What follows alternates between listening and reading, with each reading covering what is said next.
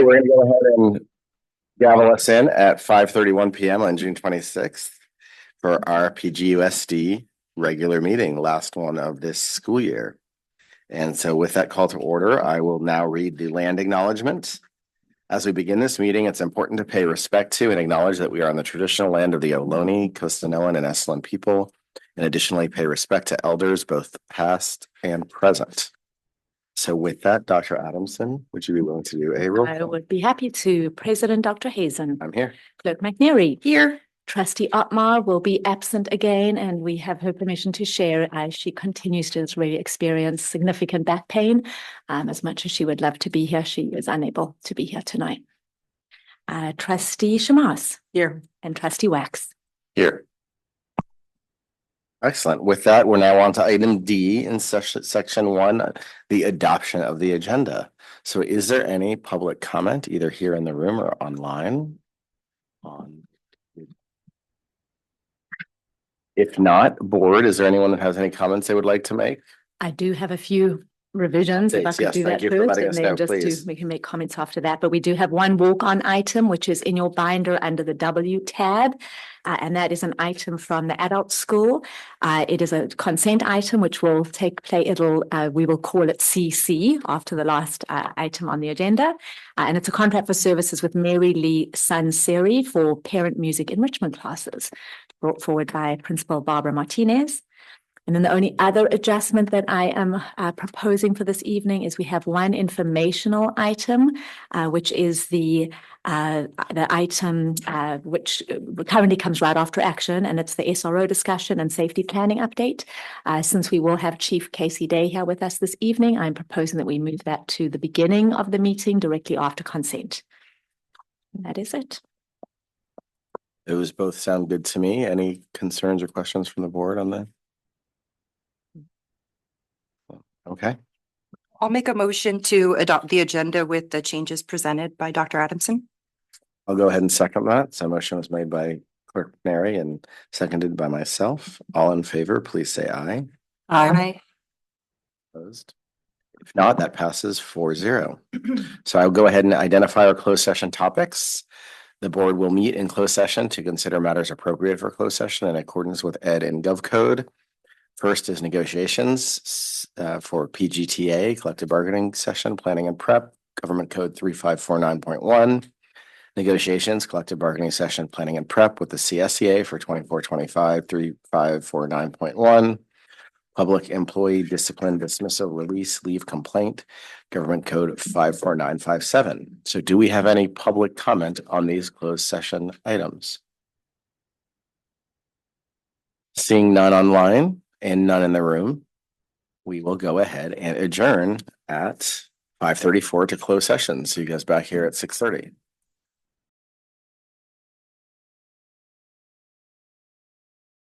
And I will report out from our closed session if I can get my things together as well. Nothing on negotiations for PGTA or CSEA. And in terms of public employee discipline, dismissal, release, leave complaint, information is received on 2 items. So with that, we have the Pledge of Allegiance, and I would like to offer or suggest that Chief Day lead us in the Pledge of Allegiance today.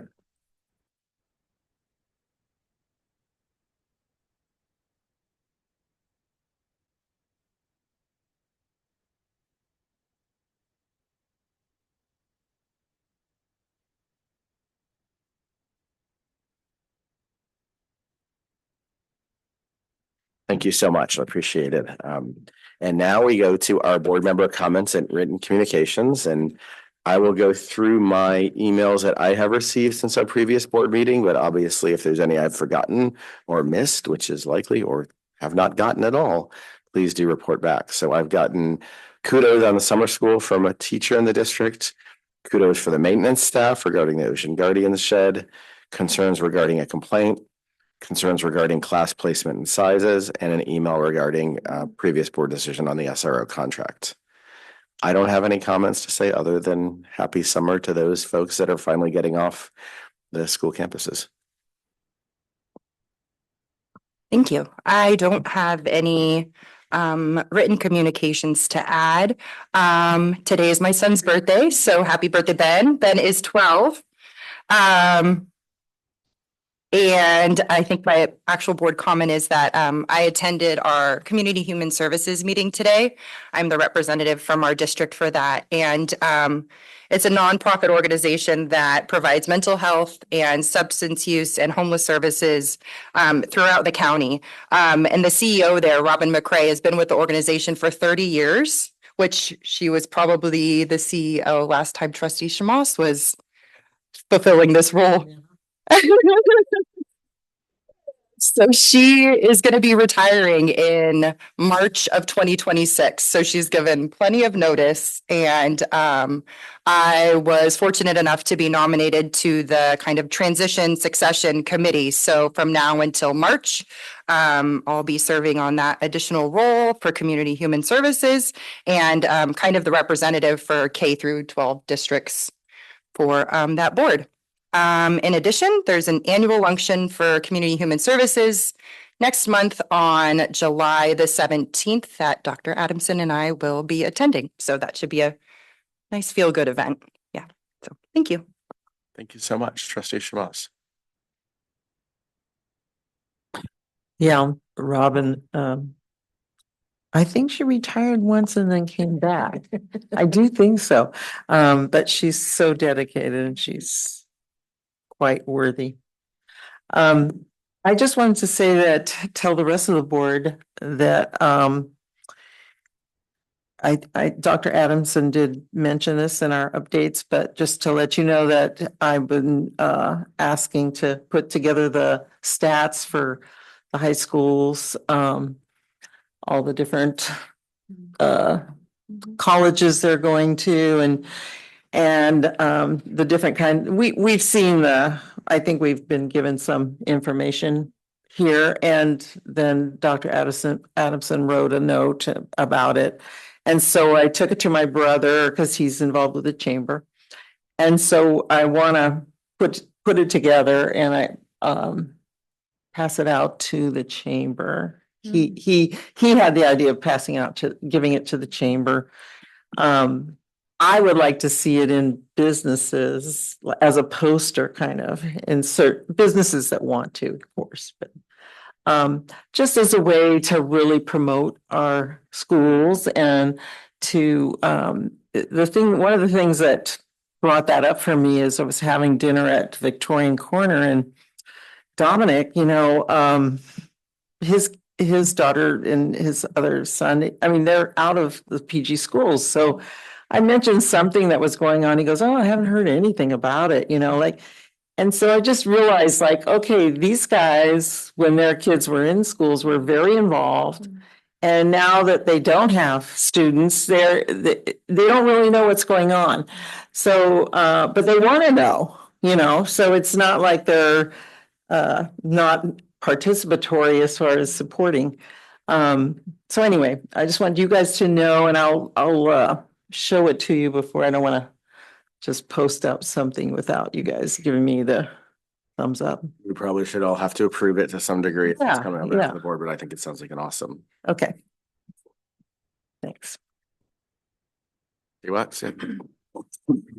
I didn't really have any extra communication. I think I received 2 emails about the SRO decision. I'm not sure if you just got one.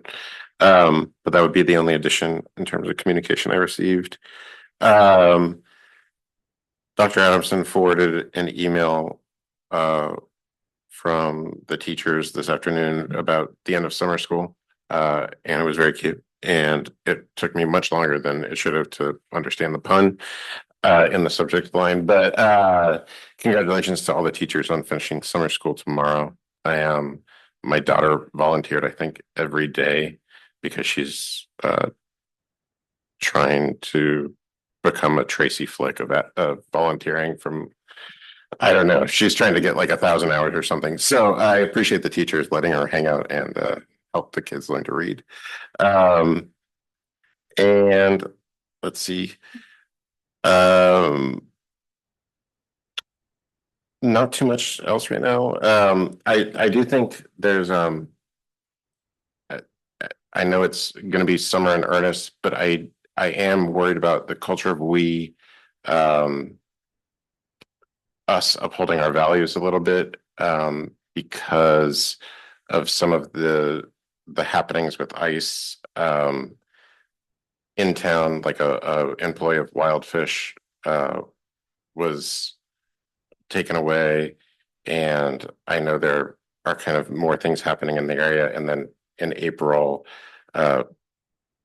officials tried to enter a public school. So I know we're a safe haven. I also know that federally there's some animosity between the state and the administration. So I really hope that we continue to be a safe space and have our kids be prosperous, safe, and included. And then I also know that's hard because everyone is living their lives and has stuff to do. And I have nothing. I don't know. That's it. Thank you for the comments. And now we're on to these comments from everyone. On to item B under communications, the superintendent report. Dr. Adams. Thank you. Really short for me tonight. I just wanted to acknowledge and just a big thanks and shout out to all of our teachers who have been involved in summer school. And, it was neat to get sort of an updated email today. Just that whole idea of maintaining and continuing to give that safe learning environment for our students throughout the summer. Hard to believe tomorrow is the last day. Time flies when we're having fun. They are having a big fun Friday event activities to kick off the last day, which I'll be attending, and any of our trustees who want to join for that. But yeah, and kind of neat to see for our teachers, to kind of start their summer.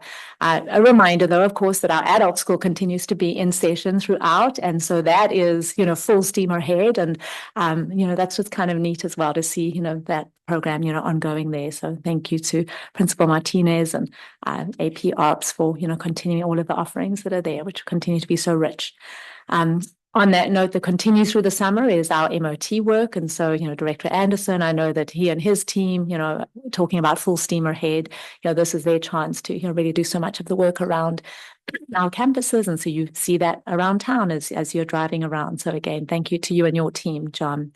And then really, I think just great opportunities, for the month of July, we go dark as a board. There will be, no meetings. And I think for our trustees, I just hope you take that opportunity and time to refresh as well for yourselves. And really just even here at the district office staff, it's been neat to see everyone taking, time for themselves as well, for vacation, because we need that time to refresh and rejuvenate. And that's really it for me. So back to you, President Hazen. Excellent. Thank you so much. And we're on now to the safety report. Yeah, I've got a really brief report tonight, dovetailing into what Dr. Adamson just mentioned. Our M&O team, maintenance team, facilities team have been, out on our campuses doing a lot. And sometimes we don't talk about, a lot of the issues that our district sites may have. And we've been doing a gas surveys at the high school in particular, and they uncovered quite a few, I believe, class 1, class 3 gas leaks. Which have been since rectified, and then we're going to be looking at some of our other sites as well. So as it relates to safety, how important that is that we're doing the surveys, determining what issues there may be on our campuses, and then rectifying them quickly, because a gas leak can turn into something devastating at one of our campuses. So kudos to Director Anderson and the facilities team. And then finally, you may have noticed over at the middle school, the fencing is going in at the staff parking area. That's kind of giving us the ability to quarantine off the rest of the school site, where we have classrooms down below in the portables and where the flex lab is. So you'll also see on Forest Avenue that the existing 4-foot gate has been increased to a 6-foot gate. So a lot going on our campuses, but just to highlight a couple of items related to safety tonight. And that's my report. Thank you very much. And now we're on to section 5. This is the opportunities for individuals to address the board on any non-agenda item. So public comment of any interest that's within the jurisdiction will be heard.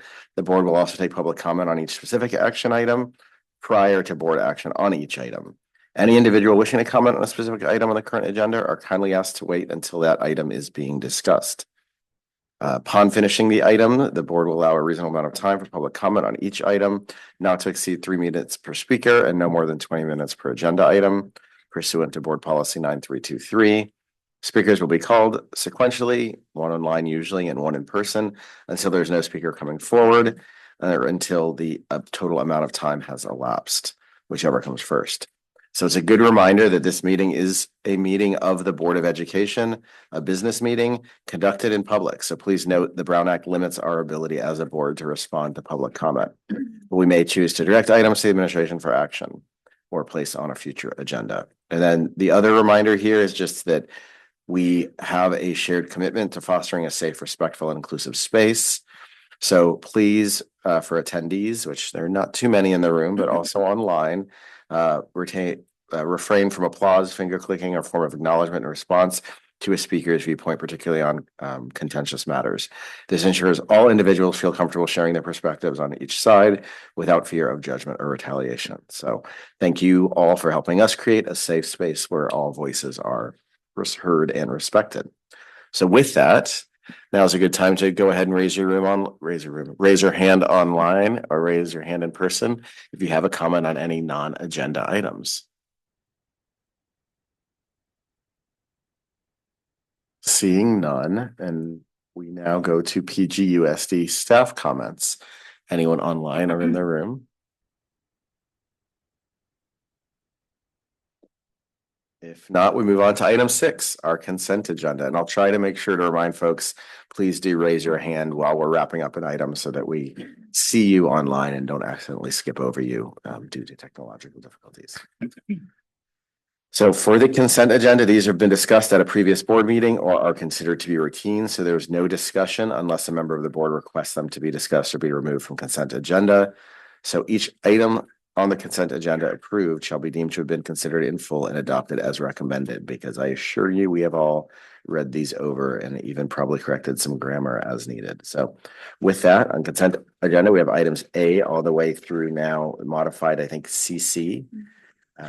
Do we have any public comment on consent agenda items? None online and none in the room. So I'll move now to the board. Anything you would like to pull from consent?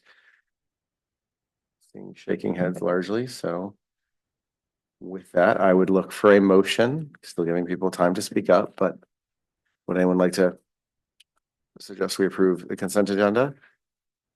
If not, I'll go ahead and make a motion to approve the consent agenda as presented with item CC as a walk-on item. Can I get a second? I will second that motion. Okay, motion made by myself, seconded by trustee Wax. All in favor, please say aye. Aye. Any opposed? If not, that passes 4-0. So now we're going to take one quick break, as was discussed earlier in the meeting, from the action discussion items and focus on a information item, since we have Chief Day in the room with us, which is discussing the go to it to read exactly what it is: school resource officer discussion and safety update and planning for the school year 25-26. So this is those following along at home. This is section 8, item A, that we're going to be dealing with really quickly now. So with that, I think Dr. Adamson, this is your item to present. Absolutely. Yes. Well, thank you and good evening, everyone. I really, in presenting and opening up the discussion for this item, I wanted to just acknowledge, a few important components and pieces as we really look ahead to the new school year and what that's going to entail, given the fact that, the board has made that decision to not renew our school resource officer contract, for the next school year. So I'd like to just begin by acknowledging the long-standing relationship that we have had, with PGPD. That definitely is, something that we're incredibly proud of. The collaboration that we have engaged in over the recent years is something that I think is intended to be continued, but something, as I said, we're incredibly proud of. With our new chief coming in, and yes, he is here this evening, and you're going to get to hear from him in a little bit this evening. I'm incredibly excited for that continued collaboration, even more so. And that's really what I would like to share a little of this evening, and what we're excited about based on our recent conversations and commitment to each other on what that's going to entail. So, as I said, while we will not have a dedicated school resource officer for next year, our commitment to student safety definitely remains in place. It remains unchanged, and so does our intention to continue to collaborate with PGPD.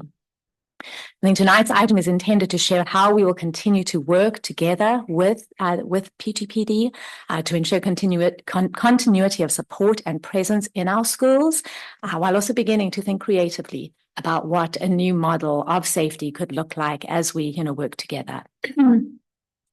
Over the last 2 weeks, what I did was reach out to our school site administrators specifically to really ask for feedback and input, given the knowledge that this SRO position will not be in place for next year, to really help ask for them to identify, what their immediate and most important needs are, and what gaps we're thinking will need to be addressed and filled in moving forward. And so that really helped inform our conversation that I've been able to have in the last 2 weeks with Chief Day in particular, but also with our city manager and city management at the city of Pacific Grove.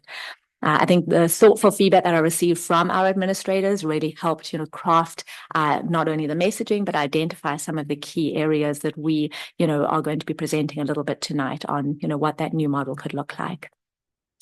I think I'm first of all incredibly pleased to be able to share that Chief Casey Day is going to be and serve as our point person in moving forward. And when I say point person, he will be the individual with whom we will plan. He'll be the point person for our site administrators to be able to reach out to, as they have, specific needs. That could be along the lines of, in terms of assemblies or rallies that they are coordinating and organizing. And so we're really, pleased to hear that Chief Day is going to serve in that role. One of the things that, he and PGPD is committed to is including in our officers' site patrols, but particularly in Chief Day's, regular patrols would be including our school campuses, in those daily visits, and really adding to that, regular visits to our school sites, to the offices, to really kind of step in and say, and do a hello to our site administrators, but also our school office staff, and really take that time in doing so to build those relationships and, continue those strong connections that, we pride ourselves on. What I can really truly say is what I've noticed in just the last few months in getting to know Chief Day a little bit closer, a little bit better, is really what stands out to me is his commitment to wanting to build those relationships and his passion and commitment to this position itself. And so again, that makes me feel incredibly encouraged as we move forward. He has committed to attending as many school events as possible, as his time allows for, obviously, and that he is invited to, at our school sites and district-wide events. And one of those some of those would include school rallies, events, assemblies. In addition to that, really being, and Chief Day has offered to be that person for us as well, who would be present at our sporting events, for example, our Friday night football games. And that is something that we have come to rely on, with our SRO in the past, but there too, Chief Day is, as a former coach himself, that's something that he really looks forward to, being involved in. And really that allows that continued engagement and connection with our community, with our students, with our staff, and with our families as well. And let's see, he will also be available and that point person to, serve and work with our school site administrators when they are wanting to organize staff trainings, assemblies and talks with our students. In particular, as Chief Day said, for topics that might include things like fentanyl awareness and opioid prevention, right, which is definitely an area that, he holds a lot of expertise in. As far as ongoing and strategic safety planning, Chief Day has indicated and made a commitment to really continuing that involvement and collaboration between our school sites and PGPD as they develop their school site safety plans, as we develop our district-wide safety plan, and really, his ability to be able to attend when invited school site safety councils and safety meetings that are being held at the school site level. We as a district also, as you all know, have a safety committee. And so, really his ability for us to be able to invite him to be a part of those ongoing discussions as well is something that we have a commitment for. Emergency protocols, I think definitely what Chief Day has indicated is his willingness to, want to be involved in any trainings that we offer at the school site. His ability to be able to, collaborate and discuss different protocols that are being followed and being even a part of some of those drills, if site administrators, are inviting, him to attend and participate in some of those as well. And then really the other component that really has come out and really that came out through our own discussions as a board that had been asked and pointed out that really had to do with traffic control. And so really something that Chief Day will be talking about in a little bit when he comes up here to the front will be his plan to, want to bring a unit specifically to add a traffic control unit to PGPD in the coming months that really whose focus would be on traffic specifically with a focus on traffic around our school campuses as well. So we've already engaged in discussions that are specific to traffic in front of Robert Down, as an example. We've had some concerns specific to Pine Avenue and behind Robert Down on Spruce Avenue as well. And so those are already conversations that we have begun and are looking at finding specific solutions to. But I just think in general, I think our, gratitude to Chief Day, to PGPD, to the city, I really want to acknowledge that our ability to really be taking these next steps in moving forward and looking to what that would look like and what we can envision, for our general safety and well-being of our students, our families, and our staff for next year. We're just really grateful for the fact that we're going to, really be able to not only continue that relationship, but looking at trying to fill some of these, these gaps that we know, that could possibly be there. One of the components that I do want to, just mention before inviting Chief Day up to the front, the funds that have been specifically dedicated to an SRO position in the past, the goal would be that we're not going and allocating those to other expenses. That fund remains. And really our intention will be to work together with our safety committee. We are looking at having our first meeting in October, which, as you all know, Assistant Superintendent John and Principal Martinez lead with our entire committee, including representatives from all of our school sites, that will be something for us, coming in October, ability for us to be able to analyze and assess, where we are at that point. But we will be intentionally looking at gathering information and input and feedback from our school sites, from our administrators on what the needs there are. And so that funding will remain specifically, for safety. So that is a little bit of the highlights I wanted to provide. You've heard Chief Casey Day's name, quite a few times tonight. What you may not know about him is that he is, in addition to being our new Chief of Police, he is also a father. He is a new grandfather, from what I understand. He is definitely a family man, is how he described himself. And as I've mentioned already, a former coach. And so that's, one of the many reasons I'm also incredibly excited that we're going to get to work together so closely with him, and our families, our students, and our staff will get to benefit from your expertise. So with that, it is my pleasure to invite to the front Chief Casey Day to hear a little from him. Thank you for being here this evening, Chief Day. Well, good evening, everyone. I've been to a couple of the meetings now, and you guys are usually packed out the door. So it's nice to have an opportunity to finally get up and look at some faces and just kind of reemphasize some of the things that staff has brought forward tonight. By way of introduction, just really quickly, my name is Casey Day. I'm the Chief of Police here in Pacific Grove. I have almost 26 years in law enforcement. Before that, about an 8-year military career in the U.S. Marine Corps.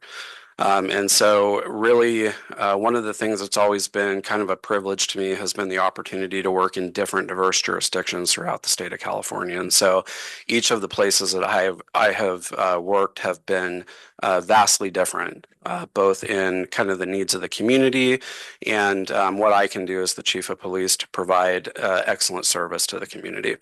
And so that's exactly what my vision is here in Pacific Grove as the chief. Our police department operates off of a community-oriented policing model.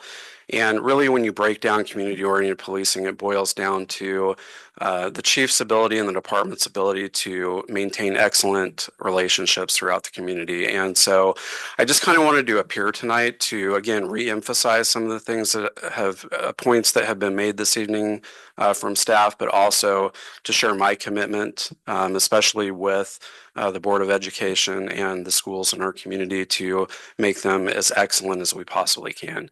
And so So a little bit also in the introduction, I know it got brought up that I was a coach. My wife and I, Amber is my wife, we have actually had a significant impact in the schools as we raised our 4 children. 3 are grown and onto their own careers or college now. We have the last one who's 14 going on 25. She's the princess of the family, getting ready to go into high school next year. She's still in the home, but all of our kids were student athletes. I coached for a number of years as the head varsity baseball coach for a high school in Shasta County, California.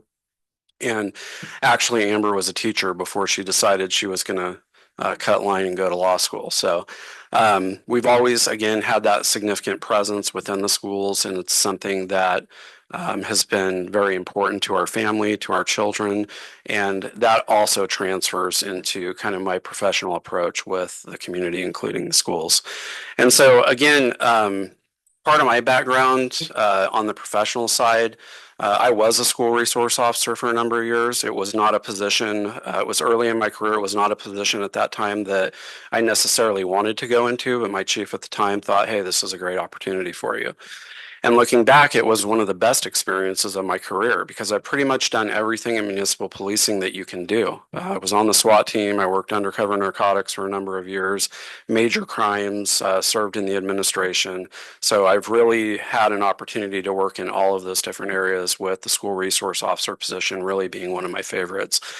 I took that knowledge and that experience to the last city that I chiefed up on the North Coast, and we put together a school resource officer program up there that was multifaceted. We had a SRO that was assigned to the school, which we received national awards from NASRO.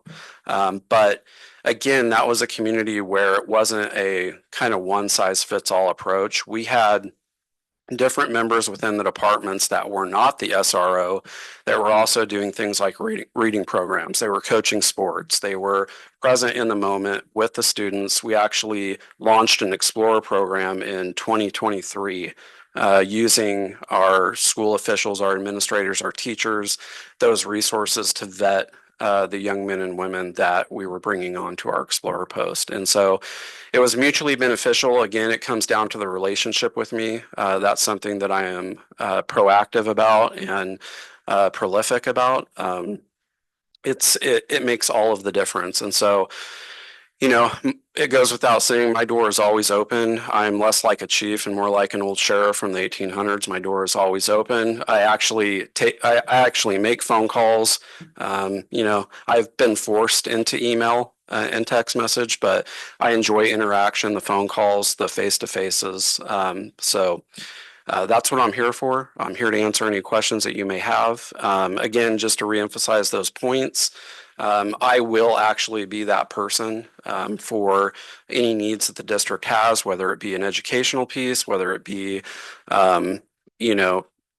collaboration, ongoing collaboration for any type of protocols.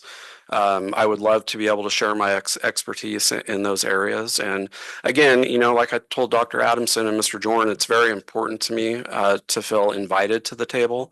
That's part of the collaborative piece, so that I don't feel like, I'm imposing will or stepping on anybody's toes. And so that collaborative piece has to be something that's mutual. And so I'm happy to answer any questions you may have. And that's really it for me. Yeah.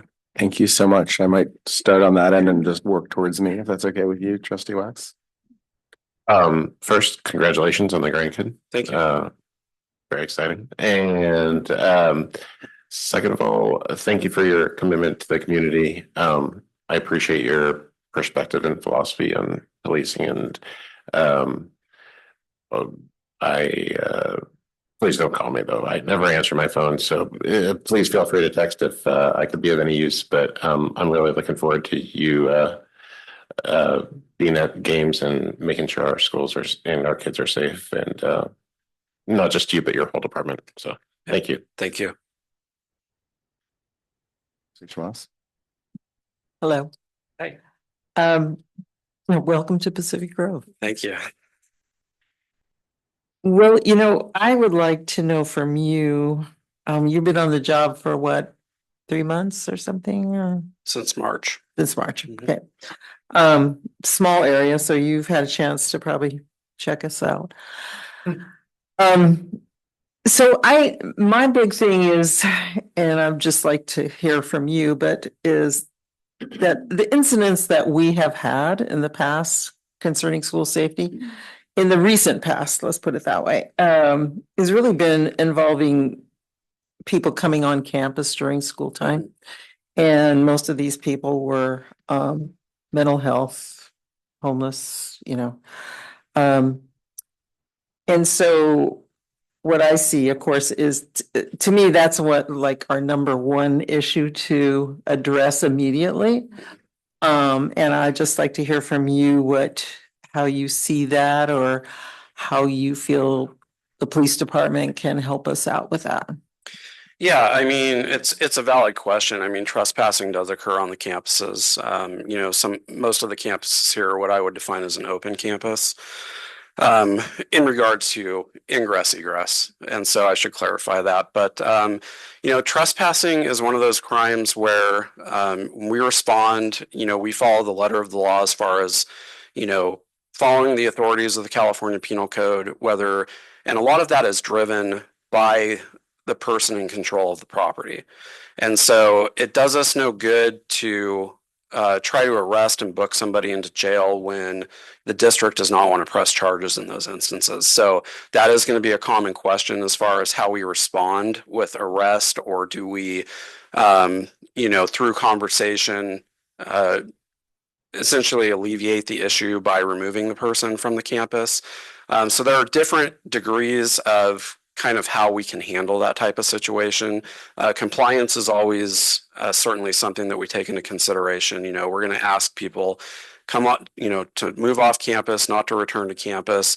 But really it's the totality of the circumstances. It's not as black and white as it's a trespass issue, because every situation is different. And so, as you pointed out, there could be compounding issues to that, whether it's mental health, whether it's substance abuse. There's statistics out there right now that over 85% of those that suffer from mental health have a dual diagnosis, which means they're dealing with not only a mental health issue, but some sort of substance abuse problem.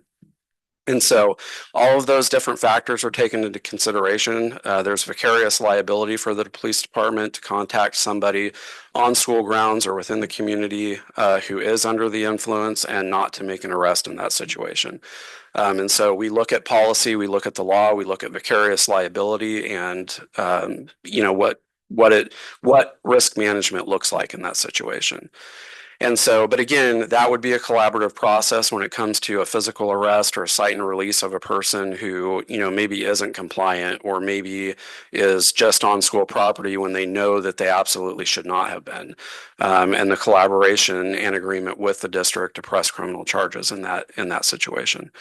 So showing the paint, a term we use for, proactive patrols, whether they're foot patrols or vehicle patrols, those are always deterrents for people wandering on campus. So I think, and staffing is an issue for PGPD. I mean, we should all face the facts and dispel any misnomers right now. I mean, I'm down 43% in patrol operations, and making a maximum push as the executive administrator to get more cops through the academy and to get that staffing up to par.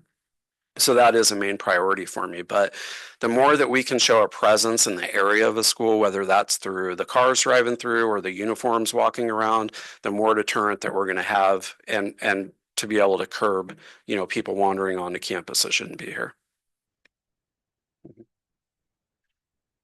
Clerk McNary. Thank you. Hi. I appreciate your question, because I had the same one. I was just curious kind of what's changing and shifting as we move in a bit different direction. Thank you, Dr. Adamson, for outlining all of the specific services that we will continue to have as a school district with PGPD, which are a lot of the things that we should be, because we're all part of the same community, paying for the same community service. And it's really important. We've got schools with like our most vulnerable people in them, and most of them congregated in the same places all day long. So thank you. I'm looking forward to the traffic patrols and continuing to have you all as an emergency partner. One question I had was, I guess just with regard to the information in our packet is, under the info part, our packet says this item will be brought forward for board discussion to explore how the district might continue to meet essential campus safety needs in the absence of a contracted SRO. I think my only concern is if there are essential campus safety needs, we have to meet, we don't have an option. So if there are things that are essential, that are not being met, like can we know what those are? Can we address them? I was curious if and where in the safety plan, there were parts of this program that I guess maybe perhaps this is for a future meeting as far as discussing safety and what's next. So I think I just got there on my own. Okay. Well, Jennifer, I did want to address too with you, because you brought up and Dr. Adamson brought up the plan for traffic enforcement. Yeah. So that was one of the things I didn't hit on. And so you just reminded me. Thank you very much for that. So we have 2 zero admission motors that are essentially just setting down in, the parking lot of the police department. And so traditionally and historically, PG has actually had an isolated traffic position. And so I have a very significant enforcement background, especially when it comes to traffic. And I will tell you that as the chief here in my 3 months of being here, that the majority of my complaints are traffic related. And so I have really vowed and got out there and had face-to-face conversations with a large subsection of the community here in Pacific Grove about problematic intersections or problematic areas where traffic issues are happening. And I know from my conversations with Mr. Jordan, Dr. Adamson, that the school definitely suffers from traffic-related issues. And so really, again, just kind of keep in mind, I really want to drive this home. I'm working on the staffing issue. It's not fixed yet. But my plan from day one, as soon as I saw those zero admission motorcycles that we have, was to reinstate that full-time position. So when I do get there, and I really honestly, I have faith, let's put it that way. I have faith deep down in my gut. I believe that within 6 months we will be there. And so my intention at that point is to assign a full-time traffic cop to the city whose primary purpose is going to be traffic. And so, I think that having somebody who is kind of married to that position or serving in that capacity will really do a lot to reduce the issues. All for me. Thank you. Fully agree. And thank you for being here. Yeah. Yes, ma'am. And your patience with our process here. Yeah, and I wanted to follow on that as well, Chief Day. Thank you for your commitment to the community here and being willing to be this connection. Really highlights again how the city school board partnership is itself almost an important management body, right? Like we are helping do these joint governance. Because we are such a big part of the city as a whole. So it also makes a lot of sense, given that when football games are happening, they're probably the largest event happening in PG, to have some potential, at least awareness, if not presence. So, thank you for being aware of that. I mean, frankly, what's been presented is a lot better than I was expected. So I think that comes from, and that just means it comes from the commitment that you're willing to bring, given the direction that we've moved as a board. So I have 2 questions that actually were almost identical to the 2 that were just asked. I swear I had them written down in my notes before that, but the following on Beth's question, I think my big one was concerns about response time in particular. So if we have something like an intruder on campus, are we now facing a doubling or tripling of response time, or would love to hear your thoughts on that. Yeah, and so thank you for the question. And again, just in an attempt to dispel misnomers, I do want to address this head on. So we've already talked about the staffing issue and how that may change and how that goes in ebb and tide, right? And so, a trespasser or somebody on school campus that is a trespasser, where there's, again, it's the totality of the circumstances, right? How that call comes in, what information is being relayed to us. But yes, our calls do come in and are prioritized by county dispatch. And so, that could possibly look like an extended response. It's not the rule of thumb, It's not the standard of service from PGPD. That is not at all what I'm saying. I just want to make sure that I'm clear with the board that, if we have a violent crime or a domestic dispute or something like that that's occurring where we are responding to a threat against person versus a threat against property, that crime will take priority. And so, could there be instances in that situation where we have a delayed response? Absolutely. And I guess my real question would be, would that look different though than like if the SRO was here and there was a violent crime, being on dispatch, would the SRO be attendant to the school or would also have to go to the I guess is what's changed is my main question in terms of response time. Understanding the staffing is something we all are struggling with. Yeah, it's hard to say. And I think I would be speculating to some extent, having, just come on in March. I mean, I've got to see the world for what it is here in PG since March 31st, right? Would, if the dominoes all fell in the right order and the SRO was in the right place at the right time when something was happening, perhaps. But, that's a very sterile kind of viewpoint. And we don't live in a sterile world. Right. And I think it's important for us to kind of be thinking of that as a whole. So I really appreciate those responses. Yes, sir. Albeit a little speculative, which I forced you towards. So for the other part, this is more for the district really, but following on Clerk McNary's point, what should the board be taking into account for the future of, meeting our safety audit goals and, specifically, looking forward, not tonight. This again, I agree 100%. This is a future item, but to hear more what the sites have to say on that, what the safety committee feels we have, whether it's, and I would put it in those same kind of, framework, like the essential services, but then also the other potential gaps that we might be facing. And again, I feel a lot better hearing the presentation tonight than I did after the previous board meeting. So again, I thank you guys all for that. That was it. No action to in the direction just be, sounds like we would like to potentially have a future item with. We did not, did we? Thank you. So now we're going to go to public comment that we should have gone to earlier. So thank you for the reminder.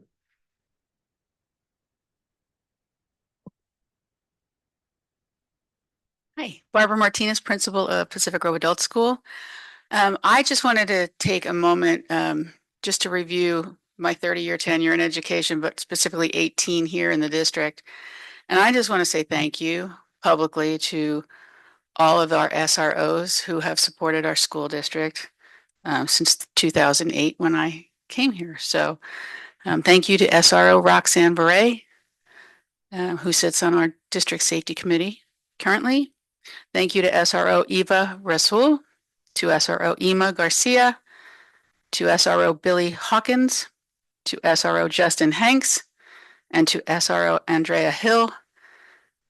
All are more than just law enforcement officers.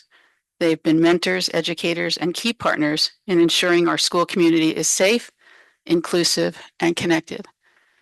Thank you. Thank you very much for the comments. And again, apologies, I came to it late, but it looks like we might have Principal Amira online.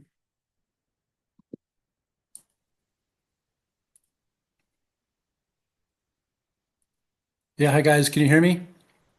Loud and clear. Okay, yeah, just Principal Martinez is a tough act to follow, but I'll start by just first of all to Chief Day, thank you for your military service. I wanted to start there. I also want to just make a few comments around the issue, in general, maybe some specificity, but certainly grateful for the continued partnership that seems to be in place. Providing us necessary support for our students and staff, specifically as we look to the high school landscape, the presence at our high capacity events, like football, as Dr. Adamson mentioned. Our lacrosse crowds are getting bigger and bigger, as Coach Jordan can attest. So it's always good to have the presence of police, not just being there for enforcement, but just enjoying the community activities. Even joyful celebration events, celebratory events such as graduation can serve as opportunities for community interaction at times, as we recently encountered. I also just want to say that I appreciate the commitment to ongoing check-ins at the site. I think that's crucial for our community police officers to be dropping in at the site, commiserating and talking with staff, administrators, smiling, conversing. It just gives an aura of security and of comfort when students and staff see that interaction. So I wanted to really just be sure we continue those check-ins, which I hear are going to happen. So that's awesome. And just, last but certainly not least, to extend Principal Martinez, thank you to the SROs that have served. Obviously, my tenure has been pretty short thus far, but I will say that I appreciate Officer Hill. There are a few people that I've ever met that are more positive, and I wish her well. And looking forward to working with Chief Day and as I move forward here in Pacific Grove. Thank you very much for your comments. Anyone else in the public?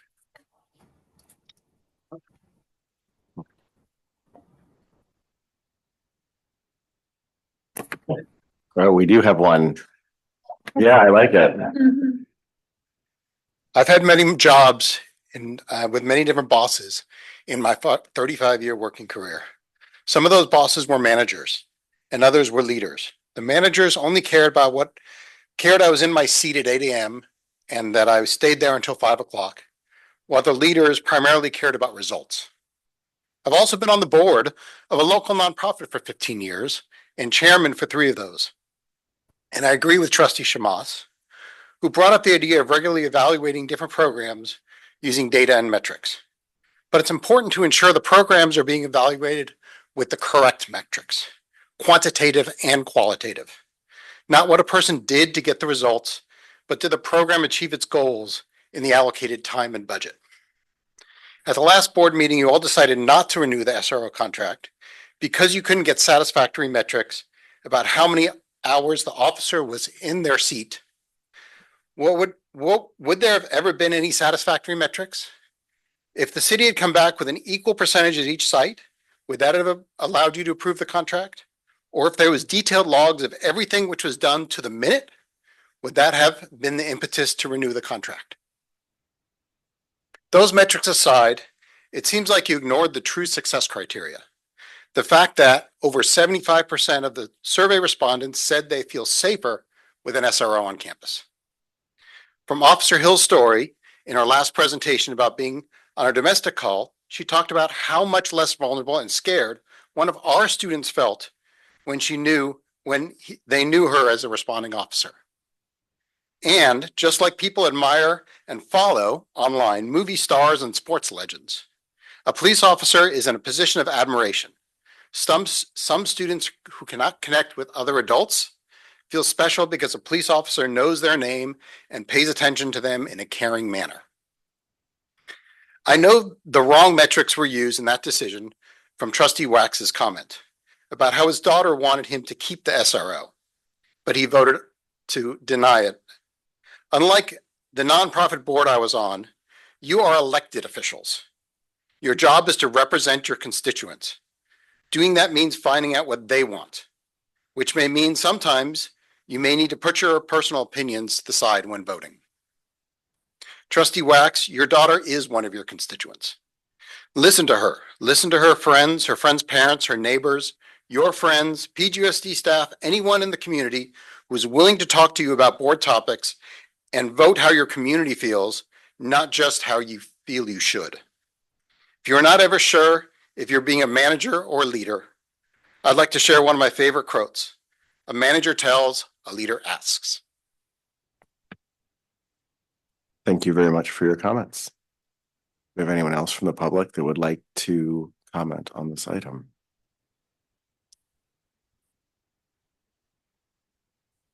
With that, I'll go back to the board just one more time since I went a little bit out of order. If there's any last minute things, but I think I feel.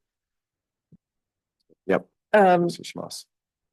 Yeah, I wanted to ask about the safety committee. Who is on it?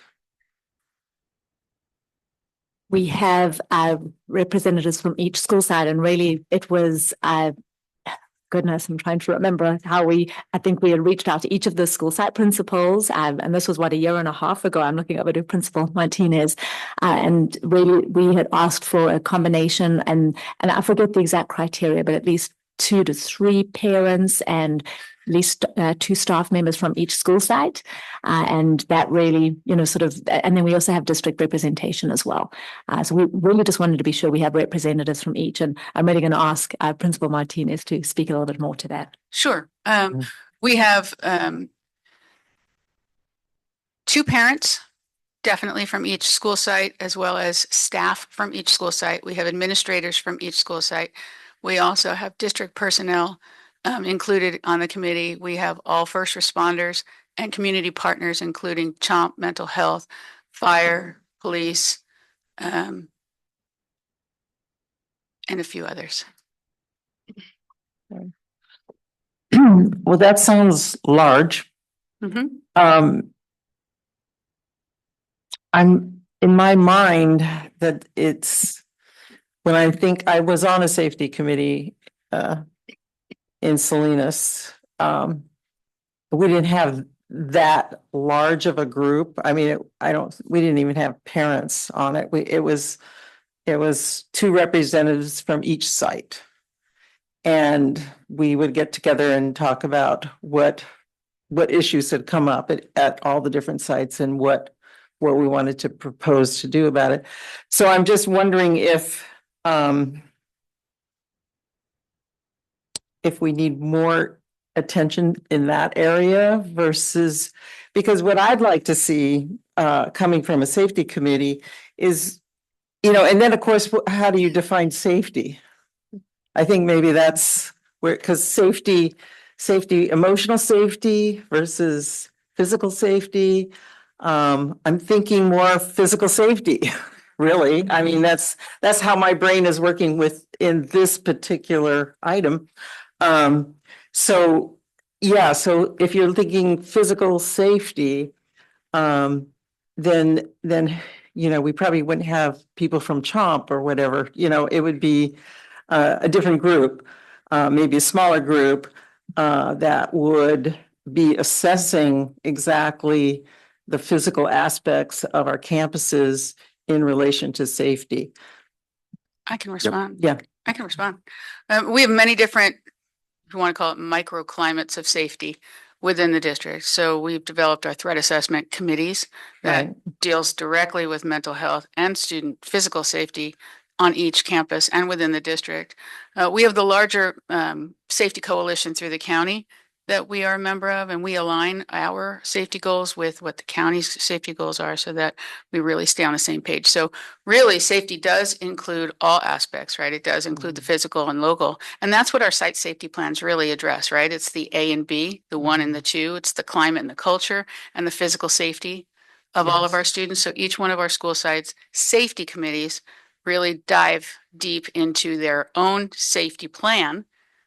And then we meet as a district safety, really as an overarching umbrella to discuss spending, really, and how we are spending tax dollars on safety and really gleaning what the input that they give us so that we can really make informed decisions. Yeah.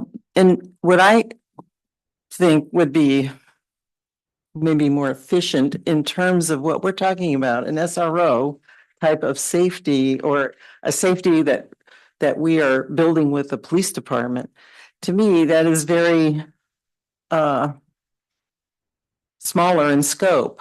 And I just would like to see maybe a different committee that just attacks this and brings back information for us related to physical safety. Because I just see it as 2 different things. Emotional safety, mental health safety, those are different things than your physical safety. And one of the problems I think I had with the SRO was that a lot of the SRO duties were not really physical safety. As she was performing them and as were in her contract. And I just didn't, we have counselors for that. That's the way I see that. So anyway, that's my proposal, that we look at a safety committee that's smaller and more targeted toward physical safety of our sites. I think one of the discussions that came up when we had our meeting with Chief Day and our city manager at the beginning of this week was really talking about more sort of quarterly meetings, between the district and PGPD and the city. And I think that could definitely, those conversations and areas that you're identifying, Trustee Shamas, would be topics that would come up in those regular times. And I think, through that, we would be, gathering information from our site administrators on specifics, that we maybe want to address and target throughout the year. But what I would see then is our ability to be able to report out on, what we're addressing and discussing during those, smaller, more targeted, committee meetings, to then report out to our larger, safety committee. I mean, the way I see there's been such a benefit in that committee has been our ability to be able to, it has been a little bit more, there's been opportunities to gather input, from all of the school sites, but even more so the ability for us to be able to report out and share information with the individuals, from at each of the school sites, for them to be able to share back, with their greater communities as well. It's really just been an ability for them to be more involved and more in the know, of things that are occurring around the school. And, keep in mind that the creation of that committee came through concerns we were receiving from the community after we'd had sort of 3 to 4 different events, which, had brought about alarm. And so that was really our ability to do something in response to the concerns we were hearing from the community. So it's definitely been valuable, but I see that in addition to, what we're proposing with sort of a smaller, as you said, more targeted. And one just quick comment on that. I agree partially about the separation, but I think back to between like emotional and mental and physical, but I think back to like an event where there was a student who had climbed on a roof at one of the sites, and it involved the SRO and the principal and a counselor. Like, I think a lot of times these things can blur the lines more, that, physical safety is one aspect of it, but you have to be considering the emotional and mental alongside that otherwise. So, but I do encourage, I like the idea of this approach coming back to us. Okay, but then maybe what I'd like to see is some kind of priority of what our needs are. I mean, you talk about getting information from our constituents, and our constituents are worried about people coming on campus. Right. And we do have, and this is what has happened. Right. This is actual, incidents that we have dealt with. So we know this is a problem. Right. So is that the top of the order, or is it down at the bottom of the order? That's what I want to get to, because otherwise I don't feel like we're doing something. I feel like we're just putting it out there in the feel good stuff. I don't want to do that. I want to do something more concrete that gives the police department an exact need and input into what it is that we want to see. Yeah, and I'll just remind, we did have the safety audit though, that, I mean, maybe 2.5 years ago now, it did really identify a lot of those needs and involve the community. And I will agree, that was one of the big things. I remember us having a huge debate over fencing all the campuses, for example. Yes. About that. So it's not like we don't have some of those things. Right. I think, again, we just want to maybe bring this back up as a future item when, using this decision that has been made as a fulcrum potentially. So are we saying that this is coming back in August, September? What are we saying? I mean, there'll be regular updates, right? I mean, I think that our ability to, as we start the year out, we want to, with some of these new practices in place, with that we've talked about this evening, and that'll be something that we're going to be continuing to monitor and focus on and receive feedback on. When we have our safety committee meeting in October, we really want the ability to be able to assess and analyze how things are going, and have we had any situations that need to be addressed.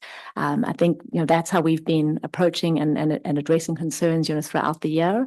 What I will say is, after we've had some of those incidents, I mean, there has been a good amount of time, since the last incident with an intruder on campus that we have not had, any additional situation. I think part of that has been as a result of training that we've done with our staff, our situational awareness. I always use that term because Principal Martinez has drilled that into me. That's a piece that I think we've been able to really address and bring to the forefront the importance of everyone being aware. You see something, say something, and as a result of that, I think we've done a lot better. But again, that's going to continue to be something that we monitor. So, as far as bringing anything back, Trustee Shamas, yes, we will be bringing regular updates to, share with you and the community as to, how we're doing in that regard. Okay, I don't like that. Because I feel like the board needs to be putting together something, not waiting for staff to bring up something. I think the board needs to give direction. I don't feel like we're giving direction. Well, that was my suggestion before the public comment. Was the direction I would like to give is to see this come back to us. Yeah. A recommendation from Sites and Safety Committee as to are there any missing holes that we need to fill immediately?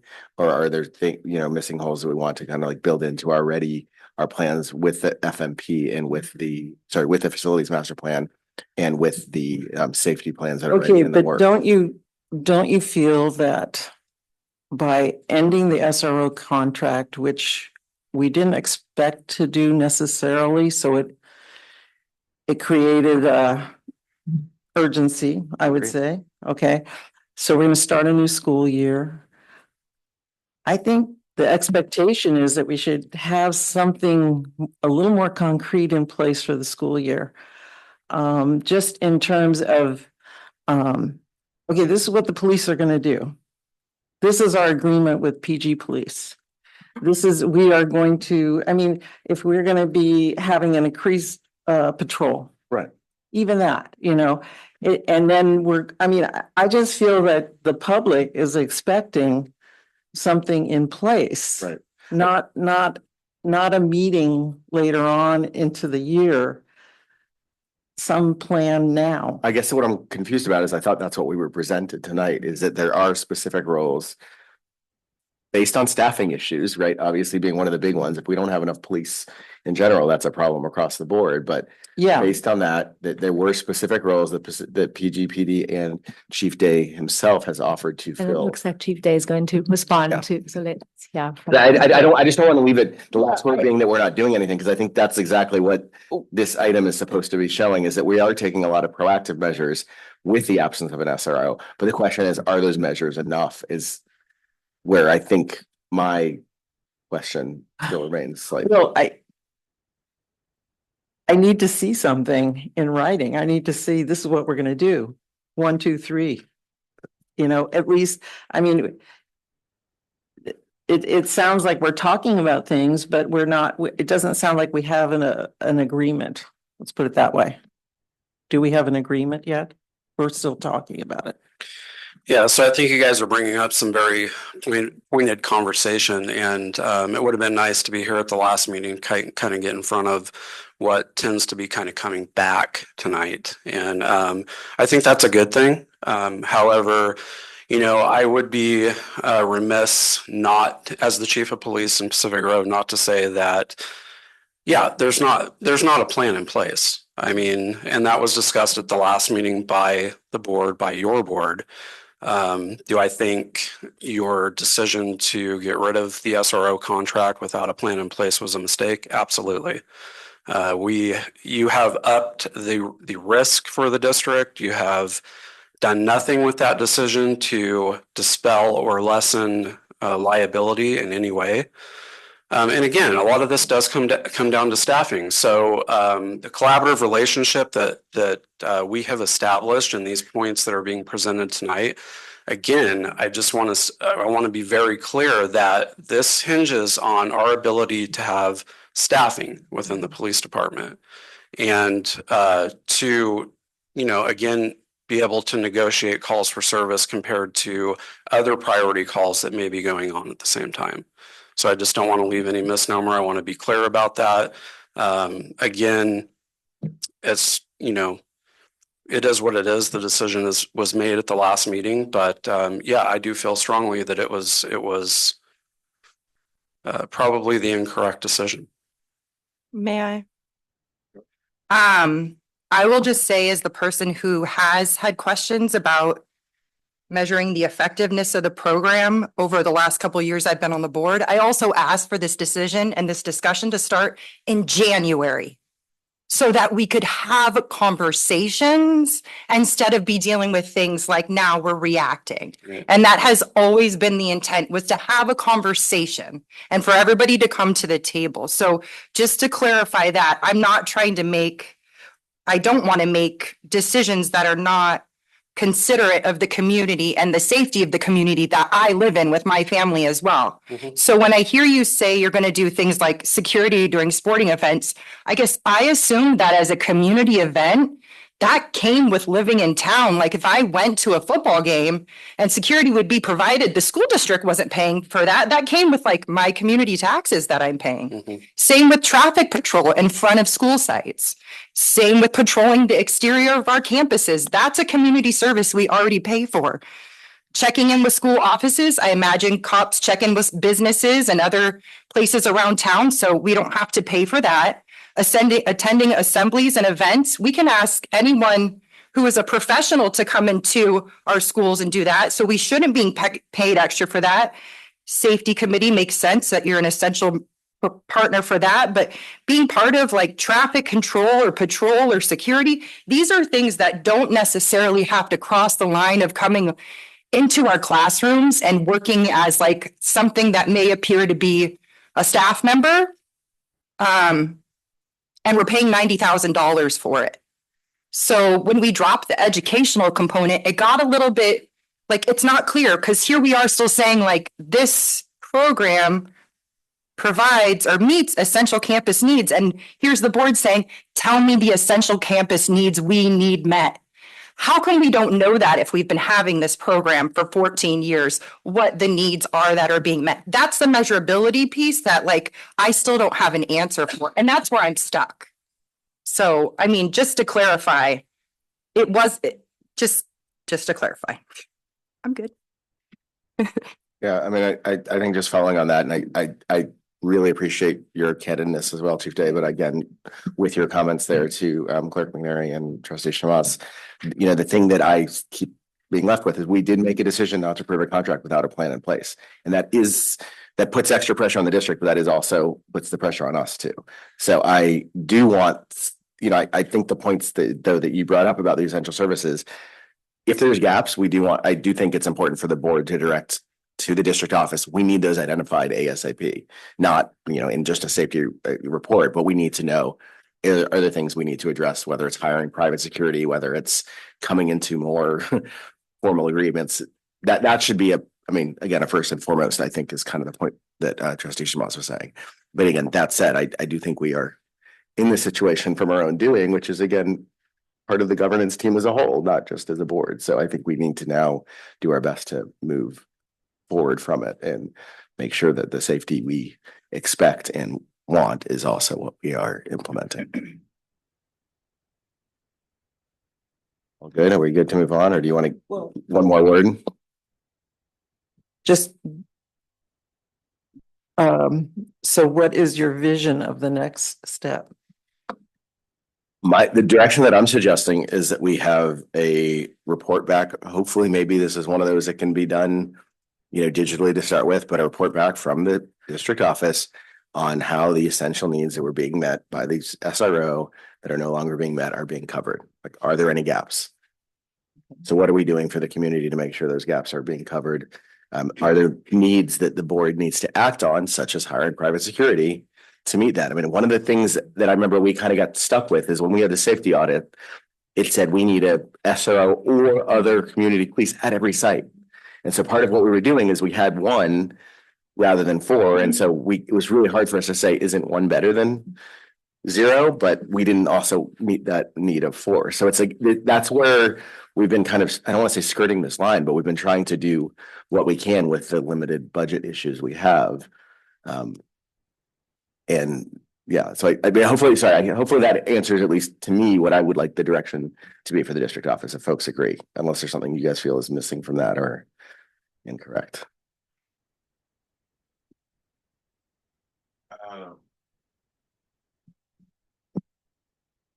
I mean, I think I echo trustee Shamos's point a bit where it would be just nice to have in writing a memorandum of understanding contingent upon staffing and availability about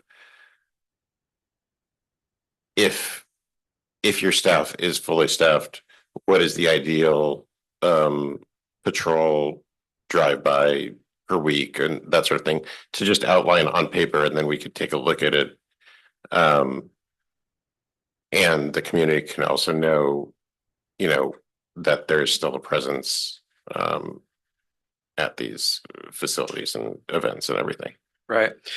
So, again, going back to our base model to police department, I mean, if there are days of the week that we can do more patrols, we're going to do more patrols. I mean, if calls for service are short, there's going to be more of a presence than there would, say, on a day where we are receiving, multiple traffic collisions, domestic abuse, those calls for service that are going to take some of the priority. Again, these are emergency calls for service. They are crimes of violence against people. And quite frankly, you're suggesting, some sort of written MOU or contract. I mean, that isn't something that's been discussed. And quite frankly, from my office, I have absolutely no problem vocalizing or putting into writing what our intention for service is, but I'm not going to enter into a separate contract. We had a contract for the SRO. That was the contract that had been in place. And absolutely a great point that, the school is entitled to those services, but so is every other member of the community. Right. I mean, I hate to say that that's what the SRO contract was getting these things in writing. So I think now we're back to our city services, and I don't want to say good faith because it's more than that, but our collaborative relationship between the PGPD and the school, because we do not have a contract in place. So we could explore other opportunities. Maybe it's not hiring an SRO, but maybe there's some other financial support we could give to secure some of this. But again, I think that has to come once. I don't see how we can do that without knowing what our gaps are. That first, I want to make sure we're filling those gaps that are needed before just putting money towards something or contracts towards something else, if that makes sense.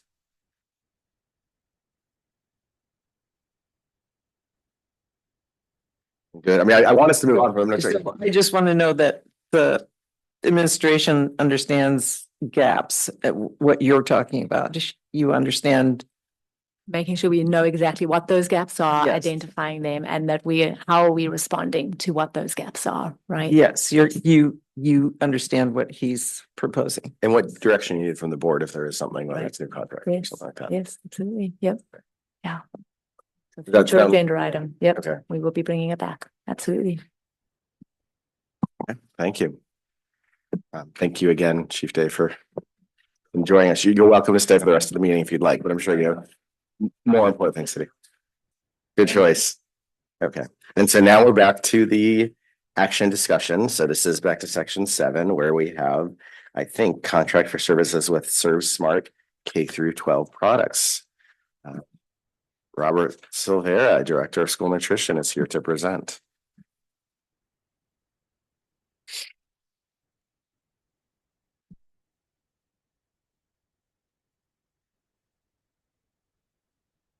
Here's our new department logo that we have not had before. Okay, hello everyone. So tonight I'm excited to present to you this project that has taken the majority of the school year to get going and RFP and get to the point where we are tonight. The proposals we'll be discussing represent a significant investment not only in our nutrition department, but more importantly, the daily experience of our students. This is about enhancing the way we serve meals, fostering a sense of pride in our campuses, and continuing to raise the standard of what school food can look and taste like.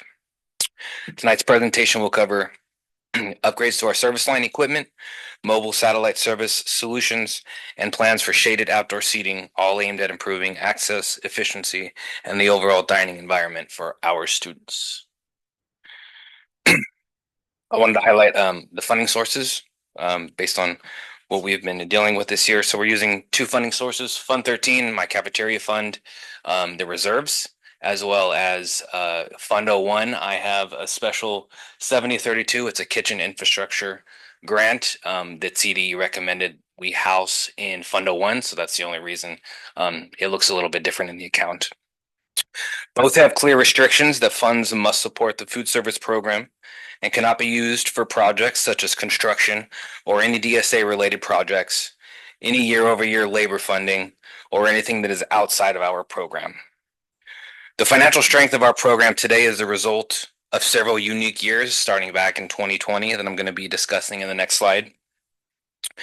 While there are limits on how much we can carry in reserve, the bigger point is that these dollars are meant to support students, and not spending them correctly year over year means delaying the improvements we could be making today.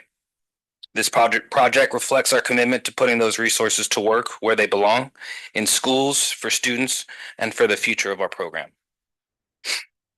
So looking at 2019 and 2020, you'll notice a typical ending balance of Fund 13 of $7,000.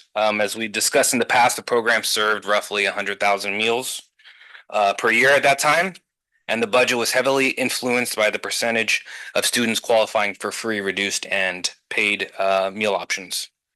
In 2020, 2021, we see a major spike in the fund balance due to operating under a federal program called the Seamless Summer Option, which was what we were guided into with COVID feeding, allowing us to serve all children under 18, not just our enrolled students. Meals were distributed via drive-through and typically consisted of frozen entrees, fruit, and milk. Since there was no on-site cooking or traditional service involved, there was no need to increase staffing. At the same time, we began receiving supply chain assistance grants, which helped offset major costs. 21-22, students returning to campus, and with that, California launched its Universal Meals program. Every student now having access to free breakfast and lunch. And recognizing the scale of this shift, the state began issuing the first round of kitchen infrastructure grants to help district build the capacity needed to meet the new demand. Meanwhile, supply chain and relief grants continued to be renewed, but our labor levels stayed relatively flat. Similar to all these years, all the revenue increased and our costs actually lowered. 22-23, we had our first full year back with students on campus, marked the rollout of a second round of kitchen infrastructure grants, along with the continued product-based grants aimed at keeping procurement as low as possible while offsetting rising costs due to inflation. During this time, we began making small adjustments to labor and initiated early menu improvements. Meal counts increased and revenues grew significantly, all with minimal growth in expenses. The 23-24 meal participation and revenues continue to climb. Large recurring product grants effectively covered the majority of all produce and meal costs for both that school year and the one we just completed, so I haven't had to pay for milk or produce for 2 years. And this all explains how does a food service program get to a $1.5 million, is why I'm doing this. So this year, 23-24 was our first major labor adjustment, and completed a comprehensive overhaul of our lunch program, both in quality and presentation. And now in 24-25, you'll notice a much smaller increase of the year over year, due to us making meaningful investments in staffing and spending more per meal to continuously improve quality. And as a reminder, the goal has never been to build up that excess. It's to reinvest those dollars directly into our student experience.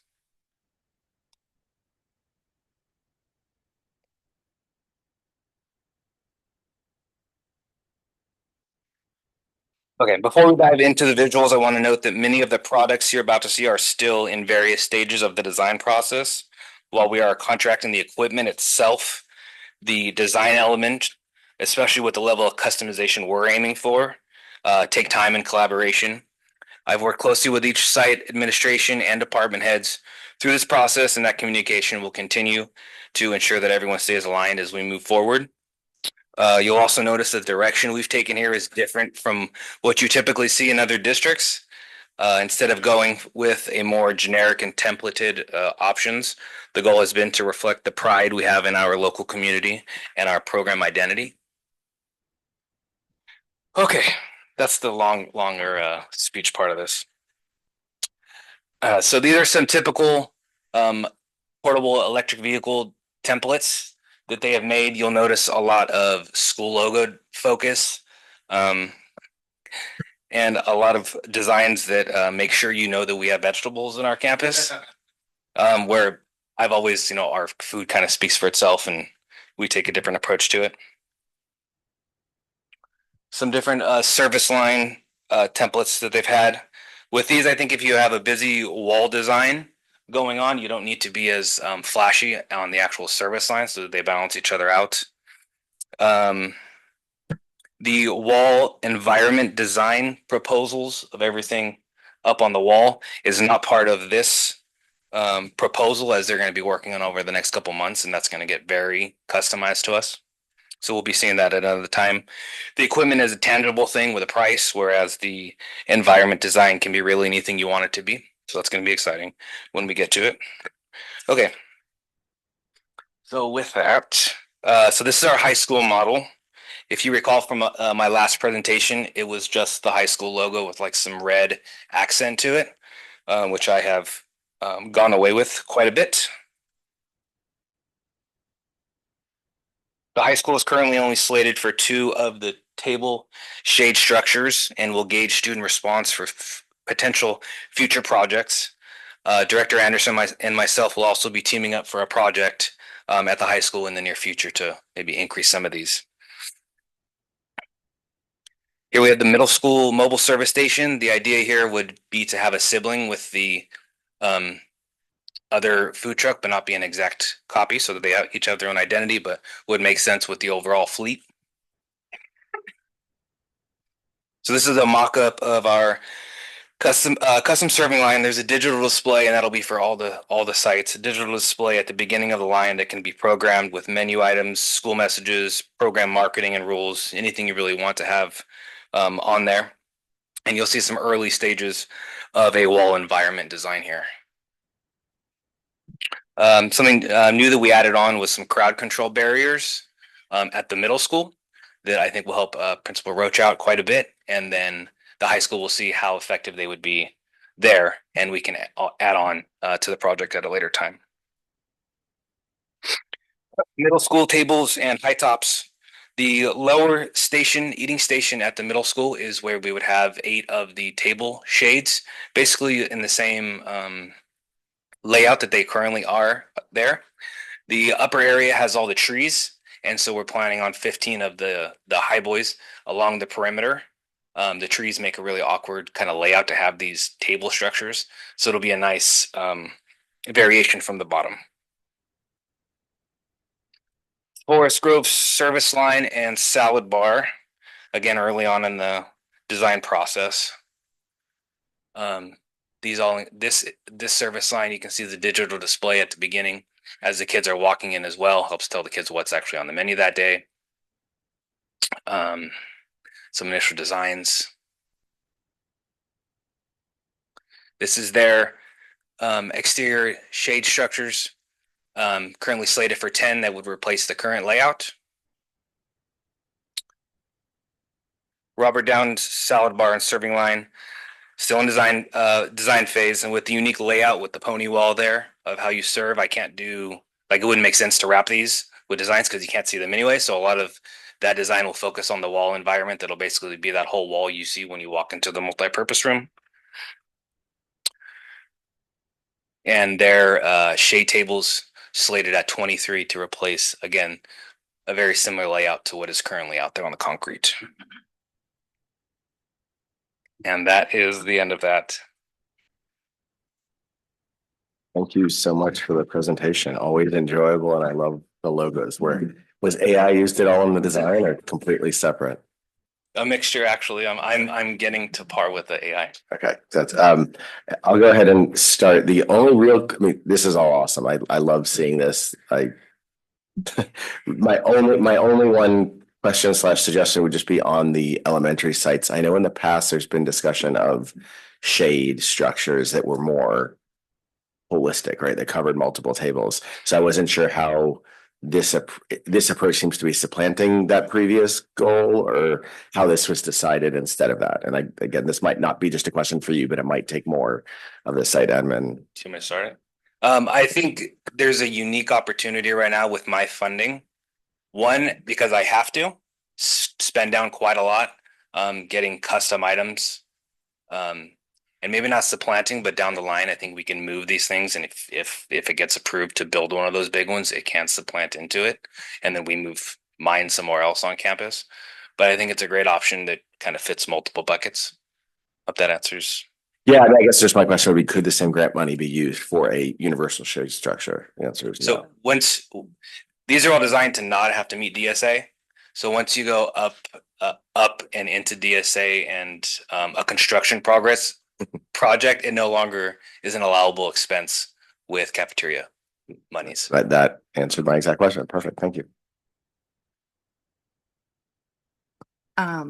Thank you for the presentation and the roadmap. I was going to ask the how did we get here question about the excess reserve when I started reading, and then you took us all the way through it. So much appreciate it. My question for you was, have you been able to like see or experience some of these new items that we're planning on procuring yourself, like in person, the vehicles or the lines, just to kind of touch and feel? And I went on a field trip to two different campuses in the area, in Hollister and North Monterey County, that had all the electric vehicles and some of the exterior serving items. They didn't have the exact shade structures, but they had like a big custom barbecue, like 10 by 10. The idea would be to have like a cookout out there, but they've been in the blistering sun for years, and they've still held up and have the exact same design that they initially had. okay. I don't think I have any more questions other than the shade was another one, because I was like, if we can find a way to build shade structures, that's a need we definitely have. And the barrier control will go far at the middle school. As a lunch duty volunteer, that's like a everyday struggle that I'm there. So as well as the digital display. Really cool upgrades. It's exciting to see what's happening with this program. Thank you. Very cool. Trustee Schloss? So the vehicles, they will be useful? Yeah, so if you see a line at the high school or the middle school where it's 200 kids deep, I feel like it's hindering students from getting into line because they don't want to wait in it. It'll get everyone through a lot quicker to eating. And also, if you're at the high school, for example, on the other side of campus, and you students may not want to walk to the other side of campus, now they have two separate locations. The food trucks in North Monterey County in particular, where they have it placed, they actually added, whatever the 50, 60 meals. So if they were doing 1,000 or 500, I don't know what their total meal today is, they picked up the additional 60, 70 kids. Those kids would not eat at all. They wouldn't walk. So then it's not just replacing it. They're actually gaining meals served because they're having it there. Okay. And so the middle school too would benefit in the same way? The middle school is our highest served population. Okay. We've had a temporary one there for 2 months, and it has significantly decreased time in the line. Like I know some students that don't go through because of that line. So if we're able to feed them, it serves multiple. Okay. And if we pick up 15 kids a day, it pays for itself in 2 years. Okay. And just to say on that, sorry, because it is an important point, but like this is meeting a need that we've had with a solution that I didn't even realize could be a solution. Like this, there are many kids that forgo lunch because there's just simply not enough time when the line's super long. Like this is revolution. Revolutionary might be a little strong, but that's what it feels like, to be honest. I don't think the sites were built to serve this many kids. Okay. But of course, when we take on vehicles, we're taking on future expenses. Buying vehicles and maintenance, all of that.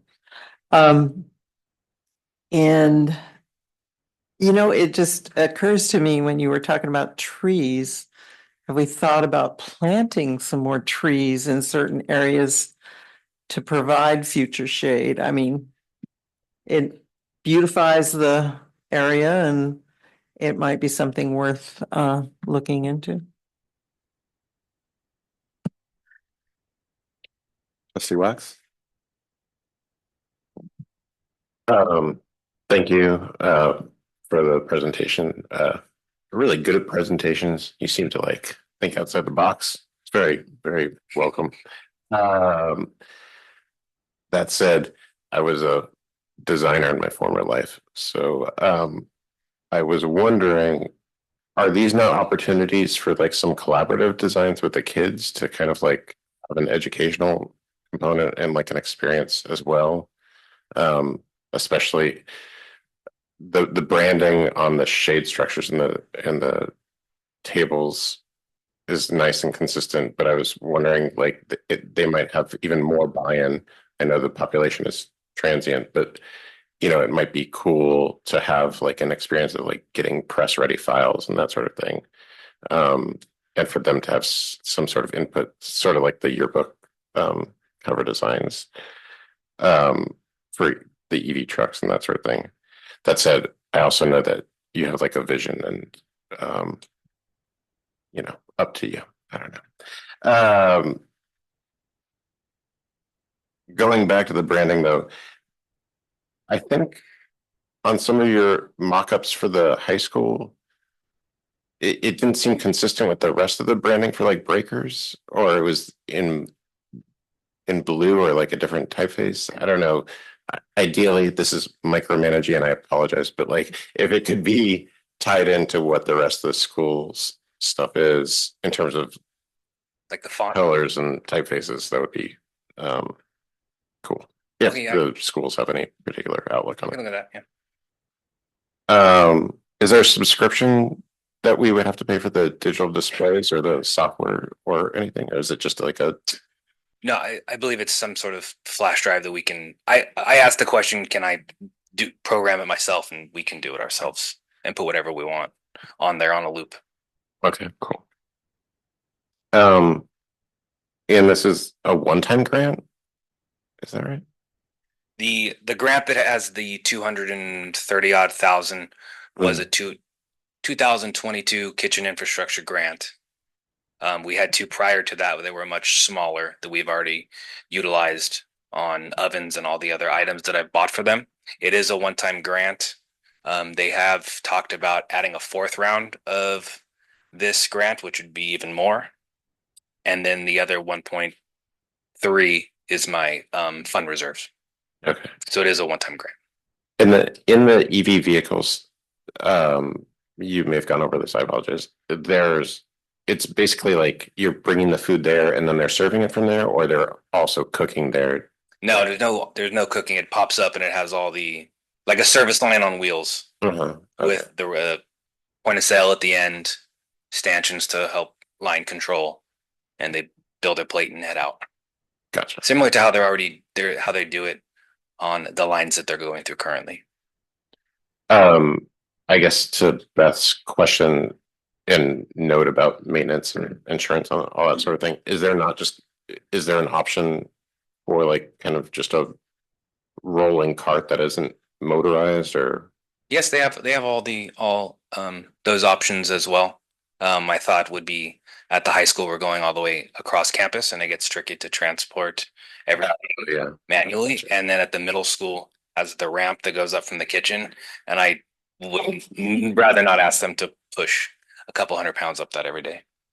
They'd be very strong. And then I wrote down something that I can't read. But it's exciting. It'll be really cool. Great work. And just a reminder, this now we are into an action item. So this is a contract we're approving from restricted funds. So this is not affecting the general fund for a total of, I think, of slightly over $1 million to get us back to spending out this amount. So I would love to start off with, I guess, public comment now, because we forgot to do that again. So is there anyone from the public, and by we, I mean that would like to make a comment? I see at least one person in the room.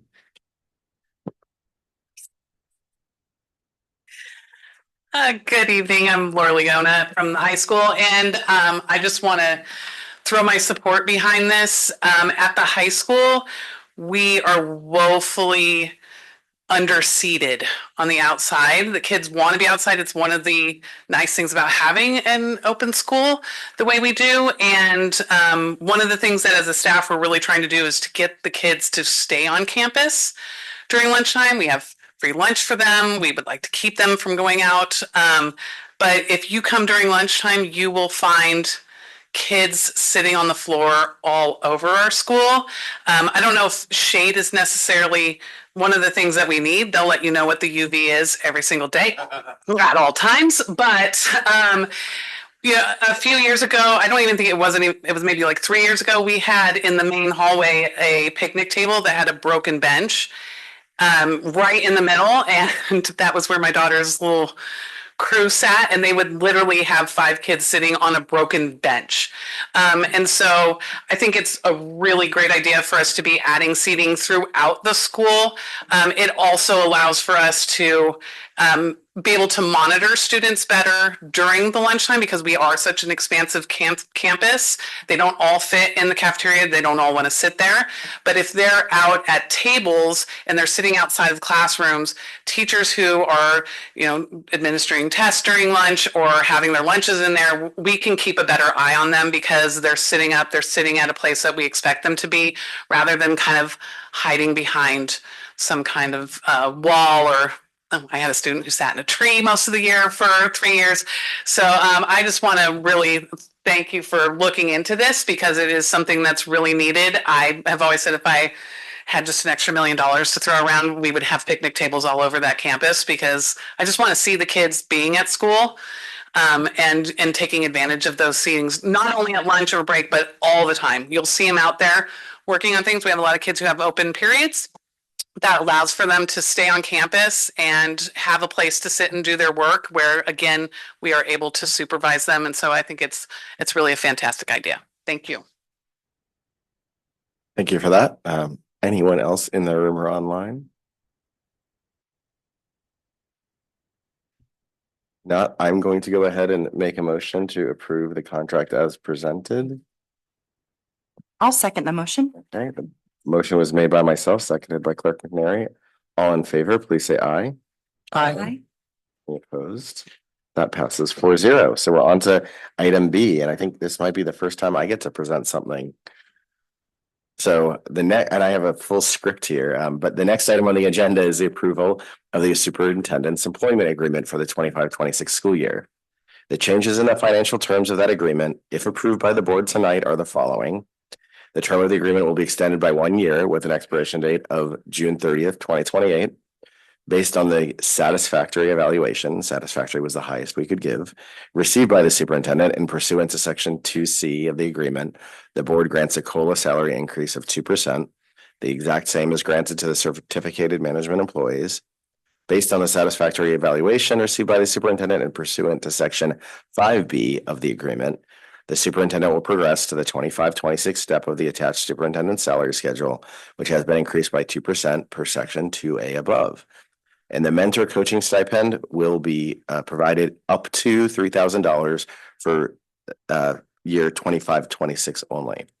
So having read this summary of the financial terms of the agreement, we are ready to move to the item, which is to review, discuss, and approve the employment agreement for Dr. Adamson to continue to serve as superintendent for Pacific Grove Unified School District for the 25-26 school year. And it's even written on here, is there any public comment on this agenda item? So I can do that correctly this time. Okay, none online, none in the room. I will go around to the board and just glance to see if there's any folks that would like to say anything about this. Yes, congratulations, and we're very happy to extend your contract.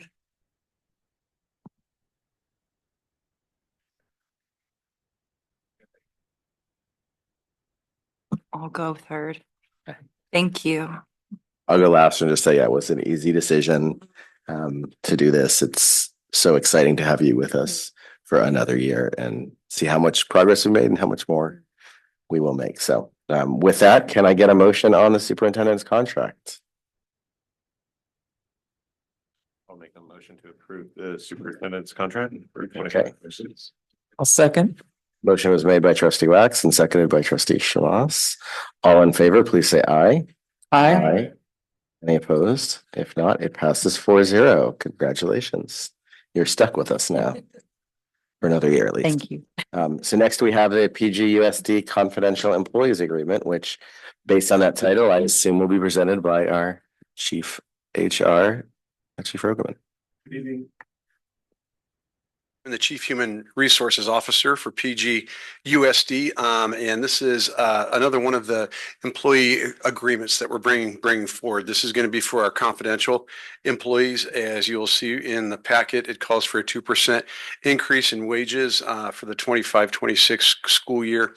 Also, it calls for an increase of 0.5% into the health and welfare benefits for the confidential employees, and also to include the confidential employees in the district's classification and compensation study that's going to begin this year, and then also memorialize the professional growth program, and also include our confidential employees in the bilingual and biliterate incentive program that we negotiated with CSEA. So there's a couple of Me Too types of items that our confidential employees have requested in this agreement, and the administration's recommendation is to approve this.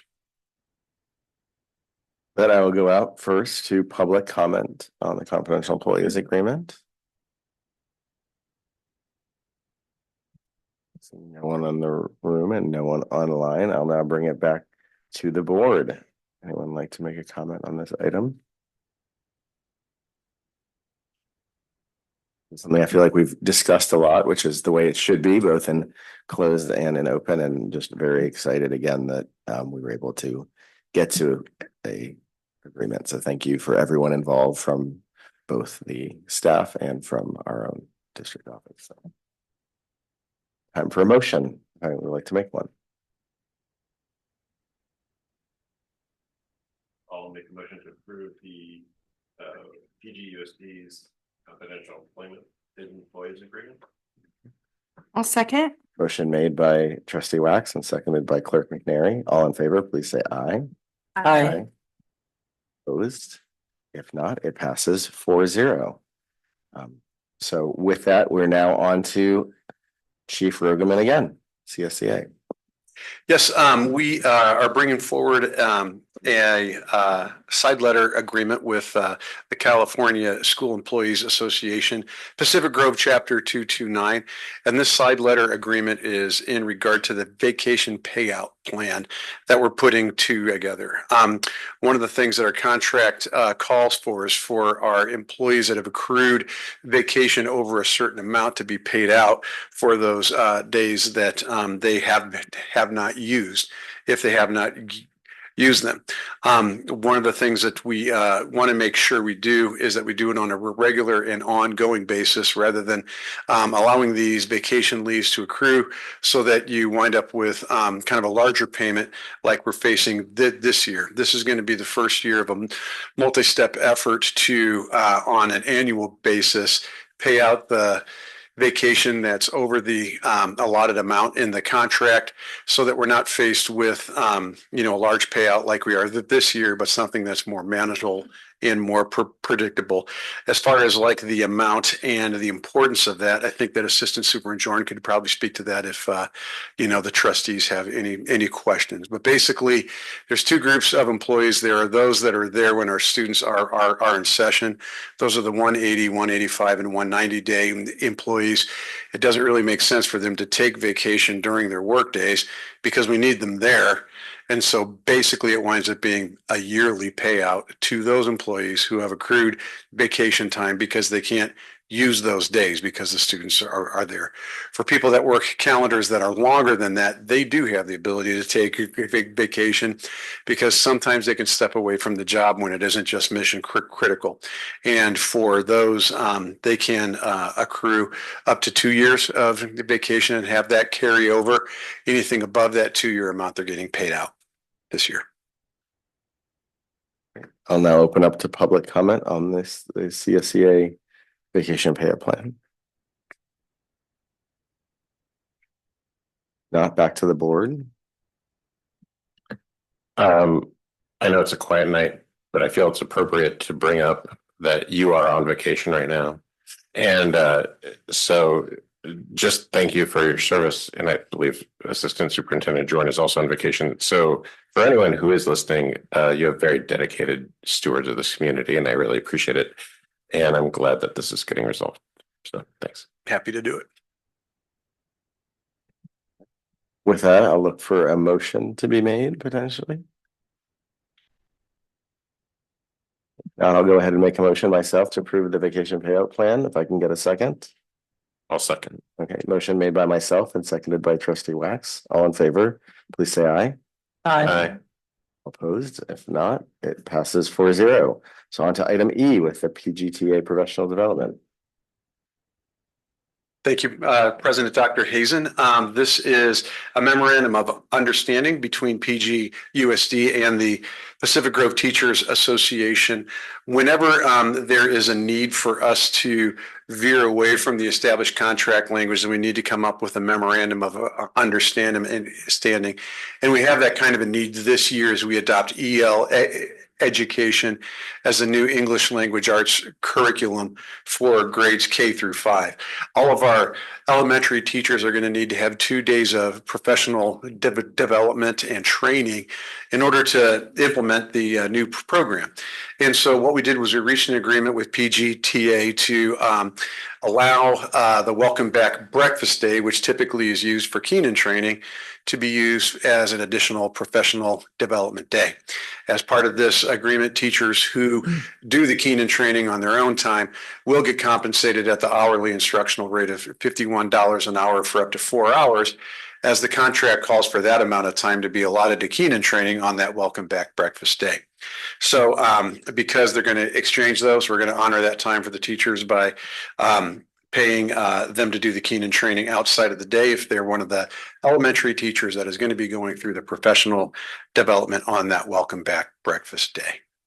That's what this memorandum of understanding basically says. And then it also states that we're going to go back to the contracted day the following year. Okay. Looking again to the public to see if there's anyone from the public either here in the room or online.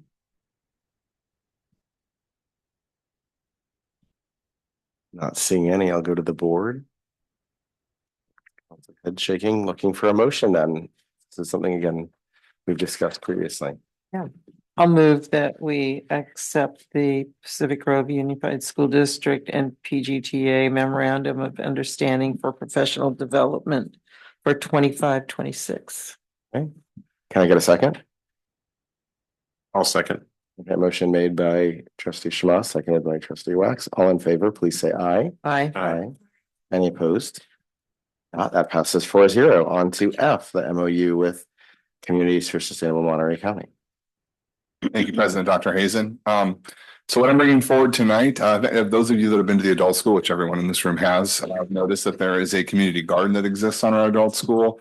That has been on that campus for some time now. And when we were going through the negotiations with the new leader of that entity, we found that there was no memorandum of understanding in place, specifically as it relates to fingerprinting of folks coming on and off the campus as we implemented the visitor management system this past year. So it was an opportune time for us to draft an MOU and bringing that MOU forward tonight. Just a couple of notes which are on the cover page. CSMC, they hold gardening classes and workshops out there as well as at the adult school. So it's kind of a collaborative partnership. Within the MOU, we've developed opt-out clauses for the termination of the MOU, which did not exist before. While we've been going through the facilities master planning process, there is some intent for use of that campus down the road. So we wanted to memorialize that with an MOU. If the district decided to expand its footprint on that campus and have to move the community garden. So the recommendation from staff tonight is to approve the MOU and we'll bring it back annually. Okay. Anyone online or in the room from the public that would like to comment on this? Seeing none, I look back to the board. I'll start just really quickly with that. I assume when this does come back annually, it'll come back on consent though in the future, right? Just this is a good example of something that is a consent item since we will have discussed it tonight. Absolutely. Unless there's any substantive changes, it would be brought back on consent. Can I get a motion? So there's no financial implication of monies exchanged, and this is a two community partners kind of having a memorandum of understanding. Yeah, that's correct. There's no monetary component to it. The water that they use through a catchment system that they use. They reclaim water off the roofs of the buildings, and so there's no utility usage for them. So really, there's no reimbursable component associated with this MOU.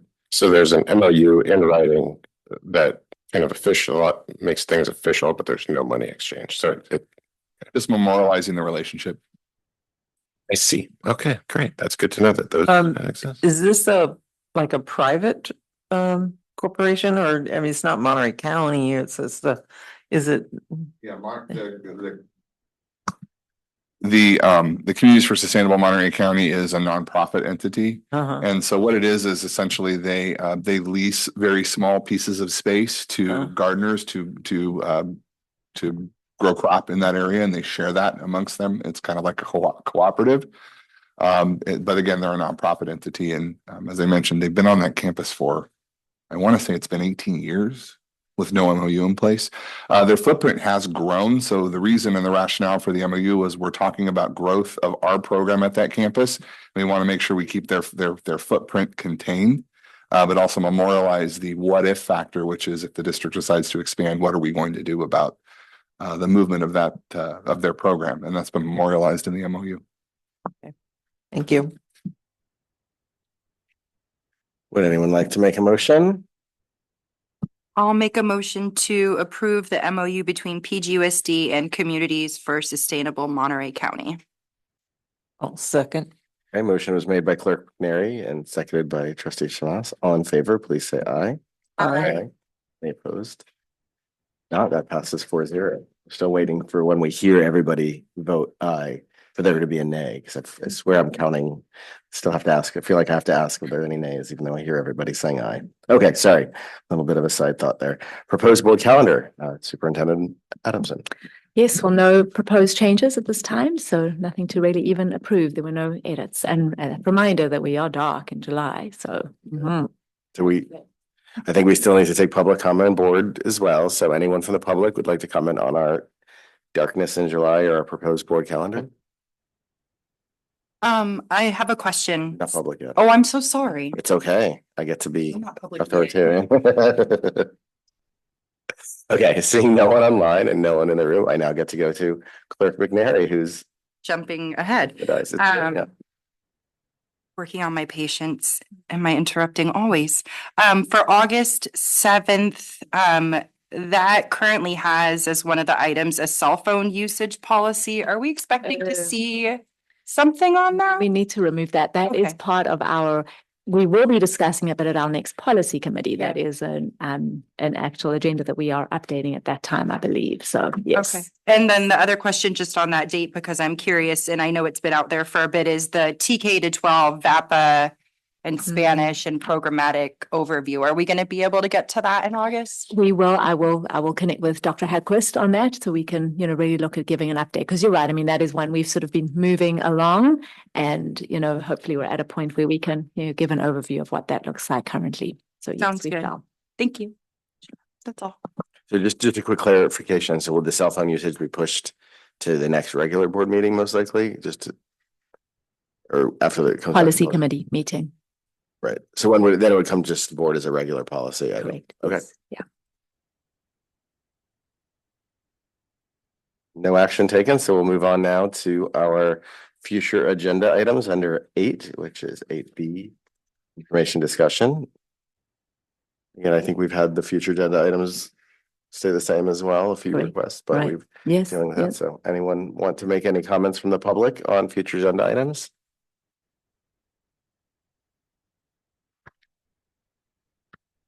Going to the board, future agenda items other than what we've already put on the agenda.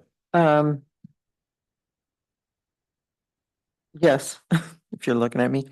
I want to see a facilities master plan on there for the board to be updated and kind of clear about what's happening when and make comments on.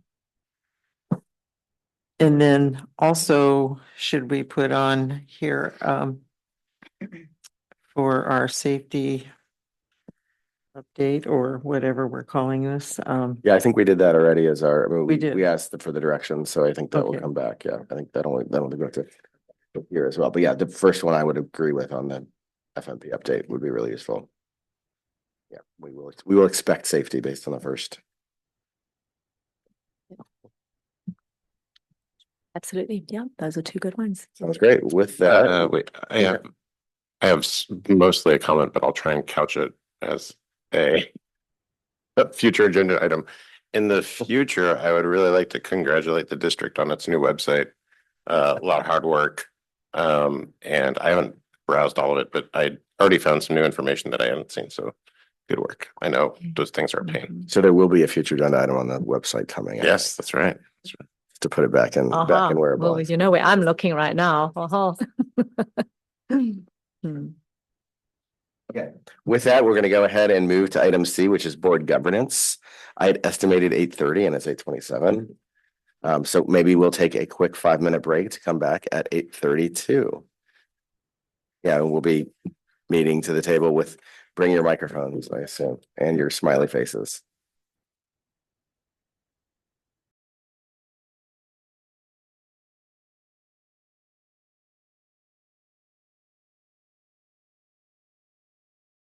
Oh, okay. Thank you. There we go. Okay. All right, well, here we are moving on to our last item for the evening, our governance session. The intention for tonight, I kind of just have got our agenda up here just to give everyone an idea of sort of what the plan is for tonight. We're going to start out with just a little team builder activity, which shouldn't take more than 10 minutes, just something to get us grounded and get us into the mode as we transition from our regular meeting. We have a draft of our handbook that we'll be looking at. We have received, some additional feedback since the original item the original draft and revision that I had shared with all of you. I just do want to take a moment to just thank Trustee Shamas and Trustee McNary for serving on that subcommittee as we, put something together. And that was all as a result of the feedback that we received at our last governance session. So thank you. And I'm looking forward and eager to reviewing that together as a board. We had reading that we have been working on these last few weeks and months from our Core Governance 2.0 book. And that is, part of what we'll do tonight is do a review of that reading. And I've got some sort of, discussion, question prompts for us to, use to review that together as a group. There is another book. There was no assigned reading for it, but I just wanted to talk a little bit about it towards the end about how we, maybe some ideas about how we could incorporate this into, some of our activities for our next session. And then really the end would be, identifying topics for our next session. So that is where we are. Any comments or any questions before we move into the actual agenda for tonight? Go for it. Sorry. I think you actually hit it first, but you go first. All right. Well, I just like to thank you too, because the handbook is much more slim, coherent. It's that stuff is like really my weakness and bane of everything, and it was pretty entertaining and like a great job. It was like a great editing job and synthesis of what I hope we're going for. So thank you. You're welcome. Well, I just think that we should maybe address a little elephant in the room. That we're missing Laura. And it's unfortunate to try to, do this without her. So it's just kind of odd. And so I guess that once we the four of us this, we'll present it to Laura and have her go through it. I mean, do you have any Make a suggestion on that? Yeah, because I've been thinking about this a good bit in that we do have the August 21st date, I think it was, as potential governance. And I think that would be the time to potentially bring it back because it was good to read. It was good timing to read the governance core because it does highlight this is a living document, right? So what we're proving tonight is not something that Laura has issues with it, she should be able to put edits in and put, hopefully her issues aren't start over again from the beginning. That would be frustrating, but they could be. But the point being is, I think the other part of that is I know she's dealing with an extended absence and we can't as a board stop doing what we're doing either. We need to keep moving forward. So I think it's important for us to do this, but it's also important for us to re-review it when we have Laura back on the board in full capacity. So I think that's the way I envision this. This is our living document.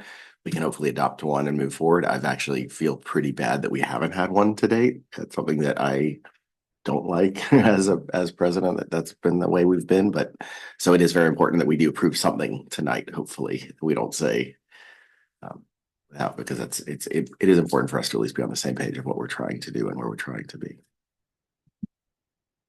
Have you been able to inform her about or bring her up to date on anything? I mean, she's, received the draft and the version of it, but she's been very upfront about her ability and what she, even just one of the reasons she wasn't able to be here tonight was she didn't feel confident she was able to sit for a longer period of time to even review the content and material. So, I think she's aware that that's there, but I don't think she's been able to have that chance to really review it and give it the attention that it needs. Yeah. Which, I appreciate. She's been very upfront, and honest about that as well, Beth. Yeah. So.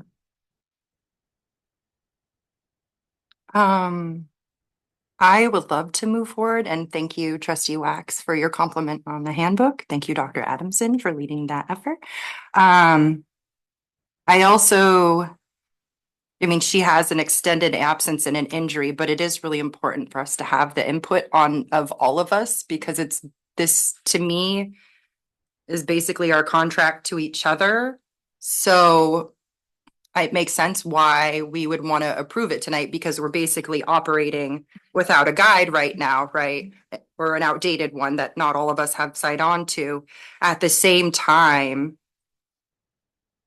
it occurs to me like the optics and just the situation of the four of us approving something and then asking for feedback from the additional trustee who has a legitimate reason for not being here after the fact and saying like, sign on. I could imagine if I was in that situation, you may or may not feel pressured or like you wanted to be part of the discussion. And from reading our governance core homework, the most important part is the input and discussion we give together as a group. So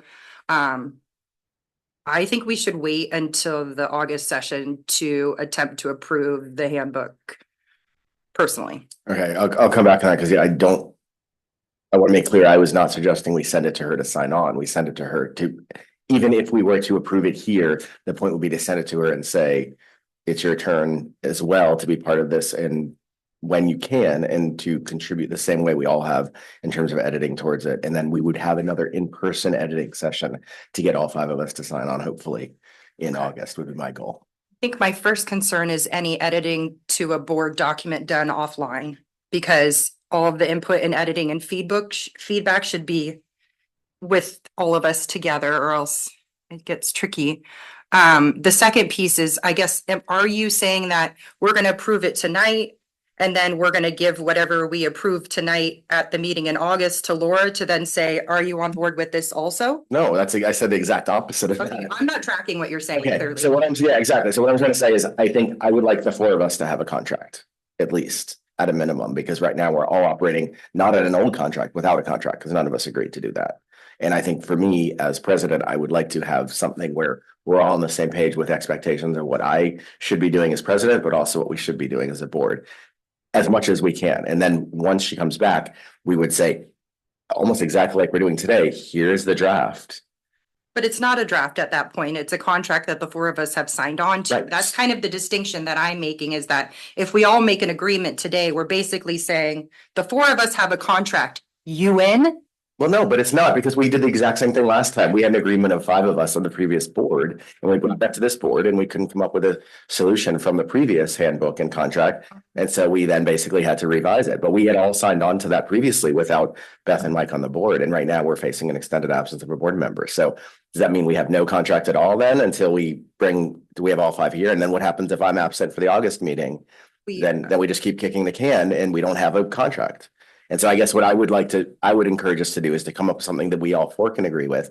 And if there's significant edits that need to be made in August with, when we will hopefully have Laura back, we do that. But I just don't feel comfortable not having a standard of operations among us, because I think, again, that's a very important role that a board plays, is having those commitments to each other. Agreed.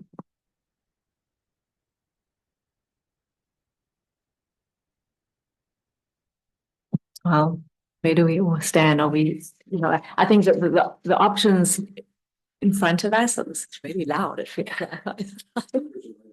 Oh, that's why. Okay. Maybe. Okay.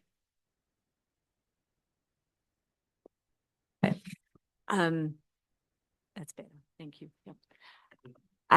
Really would be, one option for us, if we're not comfortable necessarily on signing, at the end, even if we were to take the time to, I think, walk through it and review it and look at some of the additional, feedback that's there, to at least have those discussions. I would, I could absolutely, I feel comfortable being able to share a summarized version of that with, Trustee Otmar, so that way we're bringing her into the fold. And then perhaps then the August meeting is specifically for us to come back to, really put our signatures to it. I hear what you're saying, Elia. And if everyone feels comfortable that you want to have a signature on it, that if we have one trustee who's not, maybe we move forward with that. But I think those are the two options. We're either going I would say sign it tonight or not. Well, this is also what Lou brought up in the previous is we are all signing on to agree. And maybe the point is, maybe Jen says, I don't agree. And so I'm not going to sign on to it this time. And I guess I would see where we can get to and see if it's something. I would like us to revisit it after we get to that point. Maybe we do exactly what we did last time, which is look at it and be like, oh, this is a great start. Now let's go back to the basics again. So I think it's more, I would rather address the signing question after we've discussed it and see if we have something we agree on. We may not even get there anyway. I think my concern with that is, from my reading of the homework in the governance core book, the entire point of creating a governance handbook and a new governance handbook, this isn't our old book that's been updated over and over again. This thing is ours, that we want all of us to have input and discussion together. The only way we can do that is in a meeting before we sign off on it. But as Lou brought up, the whole point of signing off is that each one of us is signing up to do what's in that book. Right. Not signing up for the whole board to do No. it. We're signing up individually to adhere to that. And that's what I'm saying. Right. I think we can do without a board member present, as long as once they are present, we bring them back into the fold and make sure they have a chance to edit, not just sign on to what we've signed on to, because it's a new board. Like right now, I feel like we're operating as a reduced board. And until we bring Laura back on, then we have the full board to be able to revisit this. Okay, so I think the board needs to be present to visit this. I think the four of us signing on to a governance handbook as individuals, I'm not comfortable doing that before I have input from the board. That's where I'm at. And I would want, listen, we don't know what the other trustees' particular situation is, but right now there's no information that Laura isn't going to be here in August. And this is an important exercise. And I know it's taking longer than we maybe would like it to, but we're creating something new. And if we want it to be all of ours, if we want buy-in from all of us, I do think it's important for all of us to be in the room and have the conversation. That's just where I'm at. So so you don't want to discuss it tonight? Oh, I'm happy to, I guess I'm happy to discuss it. I'm cautious about discussing it as a group because I feel like what will happen is we'll give direction, and then there's going to be someone coming in later, which may just be what it is. I think if we're all going to sign it, I'd rather us all sign it together after the final trustee has seen it. We've all said we're on the same page, because right now we're missing a part of the agreement. Yeah, I mean, I would like to discuss it, and hopefully when she's able, Trustee Otmar might be able to review this meeting, and then in August, we maybe could have like a brief review and sign then.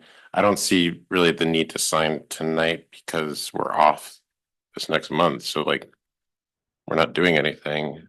I mean, when was the last time we met on this item? Well, but we're meeting in August.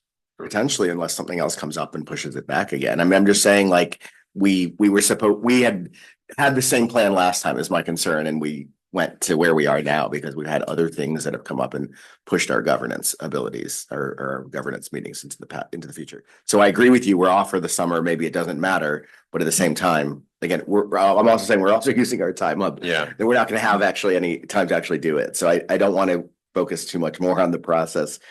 If we don't want to, I think I would like us to say, are we going to discuss it? Yes or no? And then I would like us, when we're done discussing it, if we do that, then we should be able to decide and say, yeah, I mean, we may not get to a conclusion anyway, and then we don't have to worry about whether we sign it or not. We may not all agree, and then problem solved. So I guess I don't see why we're necessarily, I understand the point you're making that she's not here, we shouldn't sign. I would say, let's register that, but let's move ahead with the process so we can actually, sorry, this is going to sound a little rude. I don't mean it to, but actually accomplish something tonight regarding governance. I'll be honest, I think we accomplished a lot in our last governance session through the discussion and deciding we wanted to do away with the haphazard manual that had been edited over time and dedicate board membership and superintendent hours to creating something that we can use. So I feel like we did accomplish something at every meeting. It may not be like a paper handout document, but we're getting things done, and it is slow because this is the only way we can do it. So I get what you mean. I'm happy to discuss it, but I feel like we're being pushed to go quickly and I don't like it. No, I'm not suggesting we go quickly. I'm just saying that anyway. Okay. Well, I mean, I do think we should discuss it to discuss it, Yeah. but I mean, the work that you all accomplished happened outside of this. So, Right, I mean, the committee happened as a result of our last governance session is what I'm saying. And And so, which led to the creation of this handbook. So there was like, it's not going to be like the end result and you're done. Like there's steps in the course. process and it's slow. But again, I feel like you're not hearing the words that I actually said, which were specifically that we have been operating without a governance handbook since we did not approve it previously, which is understandable. I'm not saying that that's the wrong thing for us to do, but that is the concern that I'm having right now. I never said you guys haven't done any work or you haven't done it. I mean, I just feel like words are being, we signed a governance handbook. That's what I'm saying. In terms of the finality is I would like us to have one in place. As board president, I think it's important for us to have a signed on agreement as to how we'll treat each other and behave. That's what I'm saying that we did not do last time, which I understand why we didn't do, but that's what I've been trying to push for. So I'm not trying to push it through. I just feel like a lot of words are being put in my mouth here, which is not the intent. Probably again, not a great way to start off a governance session either. Well, can I say something? Well, what we did do here was really you all gave us direction to simplify this, which we did. And then we added some the things in red here to look at. And I think it's worth tonight going through these red notations and deciding that those are yay or nay. Even though Laura is not here she can review our discussion at her, at her convenience. And that could help her, maybe, give agreement or not, and keep her up to date. I hate to think that she would just come in and have to start from scratch kind of. So I hope she can do that. But I think tonight, I mean, it'd be worth, there's a lot of things worth doing tonight. I mean, discussing the book a little bit, and I like to go over the red notations. let's do it.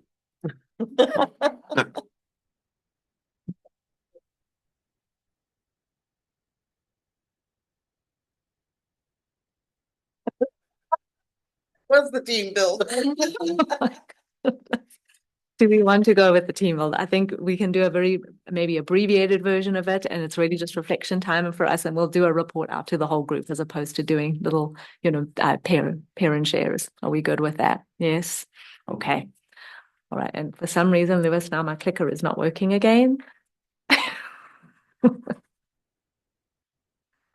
Okay.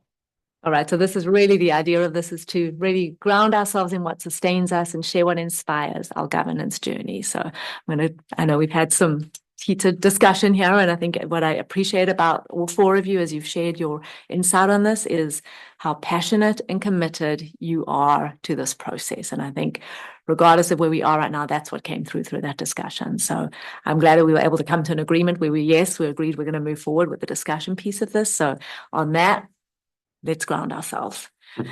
Okay, so I'm going to ask each of you, there are 3 prompts that I'm going to ask you to just on the back of your handout, just go ahead and jot down your thoughts. But the first one is when we're thinking about anchors, what keeps you grounded as a board member or leader? I'd like you to think of a personal value, a practice or experience that helps you stay steady through challenges. An example there that I provide is I stay grounded by remembering a teacher who changed my life. It reminds me why I serve. So that's your anchor. An aspiration, what kind of culture or impact you hope that we are creating together. Imagine what's possible when governance is at its best. An example would be, I hope we model a culture of respect and shared responsibility that students and families can trust. And then the last one is alignment. What's one way you can help align our work with our shared purpose? Try to identify an action or mindset that you can bring to your role this year. An example would be, I want to be more intentional about how we use our meetings to reflect on progress toward our goals. So I'm going to give you about 3 minutes to jot down just a quick response to each one of those.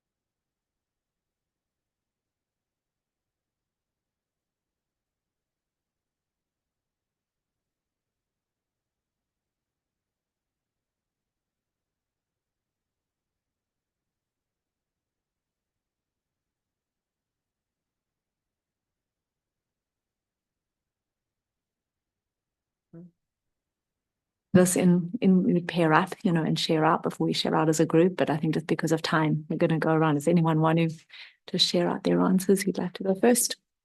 Anyone? Go. Hugh.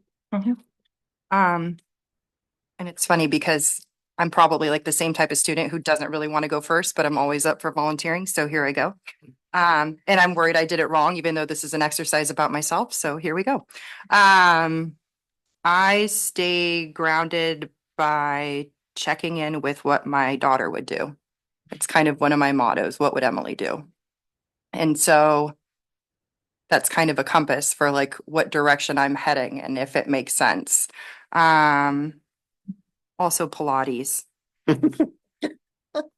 Seriously. What kind of culture impact do you hope we create together? One of respect and inclusion where all students and families see themselves or their voices represented. What's one way you can help with align our shared work? I think slowing down and noticing where we have opportunities to create systems and policies.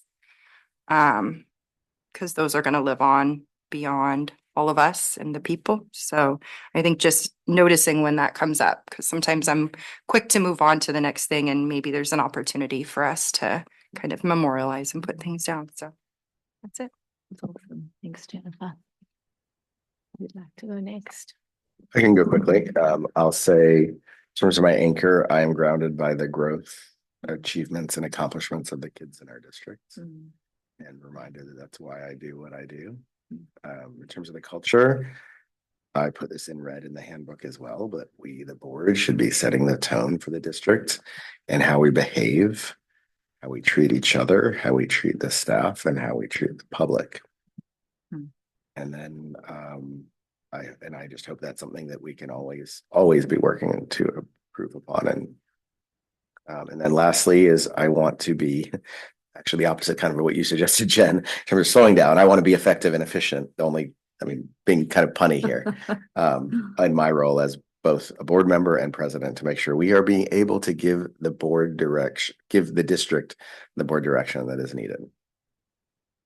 Good, nicely. Thank you, Elliot. I didn't do a very complete job, but I think in our world, or at least to me, I'll speak for myself, everything feels a bit crazy. But in reviewing the governance core 2.0,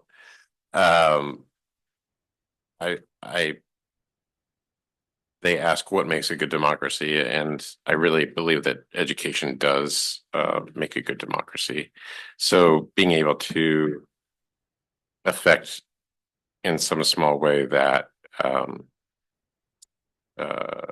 helps me not feel so crazy.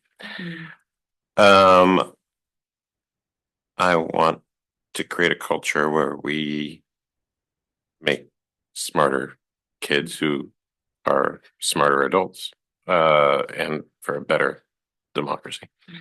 And what's one thing can help align our work with our shared purpose, identify an action or mindset to bring to my role? I can stop speaking extemporaneously. Really,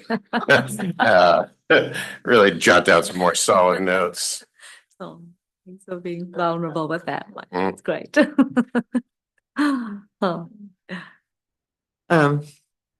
Well, one of the ways that I stay grounded as a board member is, well, just in general, not just as a board member, really, it's my way of doing things, is, I really like listening to opinions.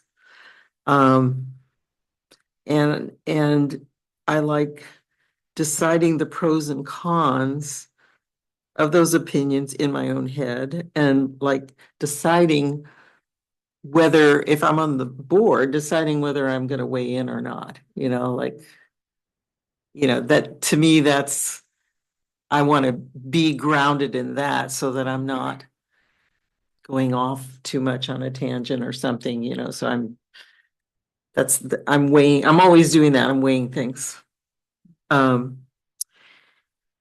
What kind of culture and impact do you hope we create together? I like the healthy, authentic exchange of ideas. I think that's what we want our students to be. I mean, and especially in a democracy, you want good critical thinking, to make good decisions. So I like that's a culture that I feel like we do create here, that we've had, differences of opinions, and I think it's, that we've stayed healthy, hopefully, so far. What's one way you can help align our work with our shared purpose is, well, the way, again, I think of, connecting board business to our vision or a lack of vision. Like, what we're doing, is it connecting, or is it not connecting? And is that something to take care of? Wow, really, really good. Okay, I'll share mine very quickly. I think, just as far as my anchor, I think I go to the word vulnerability a lot. And I think, that really is a big part for me. It's always about, listening, keeping my why at the forefront, but being sure that, with all the decisions that are being made as we're moving quickly through things very often during the school year, taking that time to really stop and listen and involve, everyone, whether it's you as a board, whether it's our cabinet, whether it's our site administrators, our staff, our families, students, making sure that we're just, really bringing in, everyone's voices. And for me, it really is, personally, I mean, it's really just thinking to the students who some of the decisions I personally have made have had an impact on, and that keeps me moving forward. But ultimately, keeps me grounded. As far as an aspiration, I think for our working together, I think the word belonging just keeps on coming up. And when I say that, I think it's about being sure that when we're just talking about our work together as a board, that every one of you, feel that you have a purpose, that you feel what you're giving and the time that you're sacrificing to this work, which is heavy at times, it's fun at times, but it's important that you all feel that, that's making a difference. I think that's so important when I think about us as a governance team. So that would really be my aspiration. And really alignment, I think it's all of you have said it to a certain degree. It's constantly, as a cabinet, we've had this rule, every time we've come together and we're putting things on an agenda and thinking about, what we're spending our time on, always going back to how does this align to what our LCAP goals are. And that was really been our focus for this year. And I'm proud of the fact that we've really tried to, maintain that and stick to it. So I think, that's really, talking about ourselves as a board as well, right? That's the governance team, bringing it back to that, the alignment. Yeah. Well, thank you. Thank you all for just engaging in that. It's always a nice way to start. All right. Well, I think really with our handbook itself, if we just sort of, go through it, page by page, the whole idea of, just looking at it, obviously the introduction, the table of contents, moving straight onto page 3, that really is just a duplication of what our core values, a description of each of the three, the unity of purpose, really there's a summary at the beginning. So really what we were able to do was pull out, some of the salient components of language that's already in our current handbook, but we used, PGUSD's, language a little bit there as well to kind of get sort of an idea and just how the layout of their actual handbook is. We very, very much followed that, opening, page where we describe what our governance team is and what our unity of purpose is. And we thought it was really important that we're getting in, our core values in there, which ultimately identify what we stand for and represent. So comments or any input on that particular page on page 3. Everyone good with how that one stands, which is really, it is who we are, right? All right. I think we approved. There we go. Right. Exactly. Good. Okay. All right. So page 4 is kind of where we start, identifying governance roles and responsibilities. And so, just identifying sort of what's in red there, we obviously open up with the Board of Trustees, who we are. There's a nice, introductory paragraph. Input that we got was really the importance of adding in a paragraph there about the president of the Board of Trustees. And I think the feedback here was very much along the lines of that we want to, be very clear that the president doesn't, have any you sort of additional authority or more authority as the rest of the board. And really, this is language that's pulled out in some of our bylaws. But we felt that was really, it was shared that was important to, be able to include. So thoughts about the addition of that particular paragraph, second paragraph at the top of the page.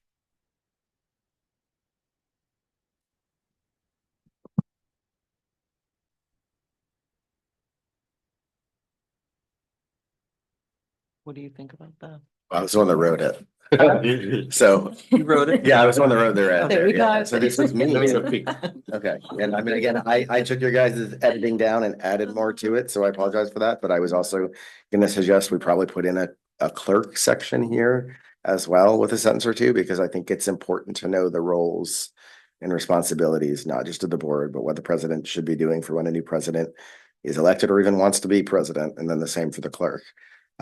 I would like there to be a sentence that just basically says that as well. So yeah, of course I like it because I It's well written. Yeah, we good. That's a good idea about the clerk, I think. Feel in agreement with adding? Yeah, the clerk's duty.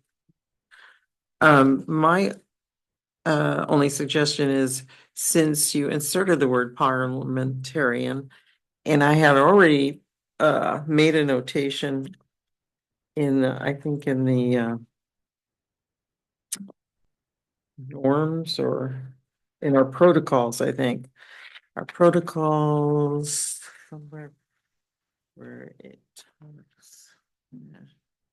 Well, anyway, when we get to that, but I had I have it in my notes, but I also put it here because I do believe that as part of our protocols, then we should have some book or some format that we are following, that we all agree, okay, this is what we follow.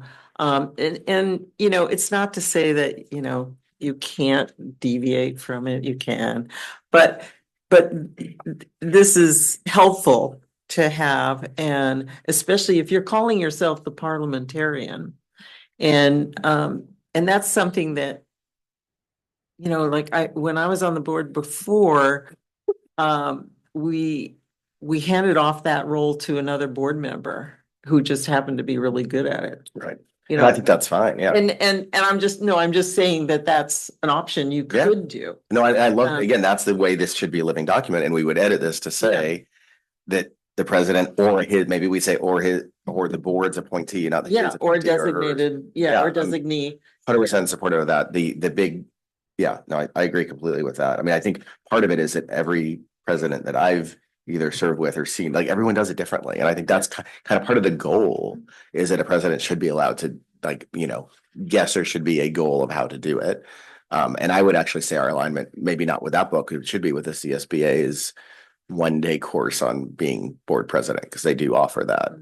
And that would be a way to kind of give us a grounding rod. But I do think it's also, as you said, the president and the board's choice to like maybe do it a little differently than.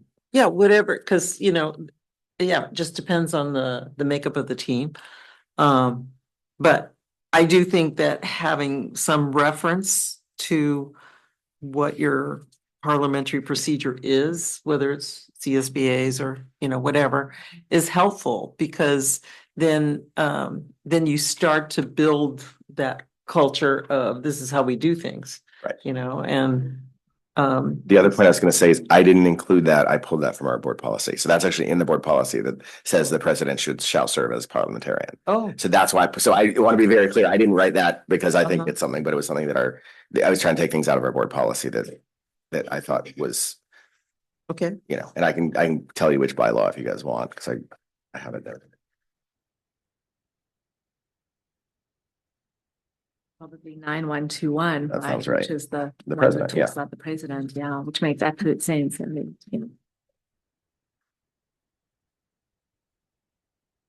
And rule on issues of parliamentary procedure is number 8 under there. Yeah. But there are, Robert's rules is, there's different versions of Robert's rules. So, most boards try to do a very modified version because it's complicated and you don't need that, Time consuming. Can stand. Of course, I know. please. And if you want to pull up one of the more comfy chairs as well, sorry, Brian, that's. Yeah. Oh. Certified board with back means doing something wrong here. I know what's happening.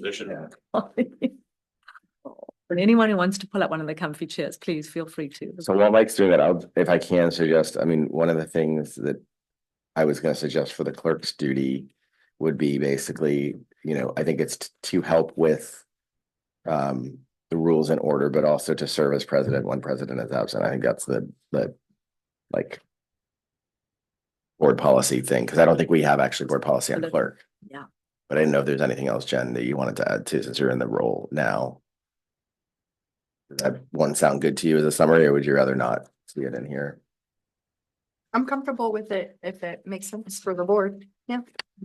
Okay, so we'll just pull that language from, it's 9123, right? Yeah.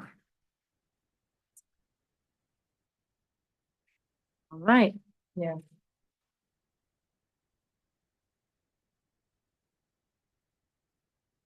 And we're all good with that. I'm going to move us on to number 1 on that page, setting direction.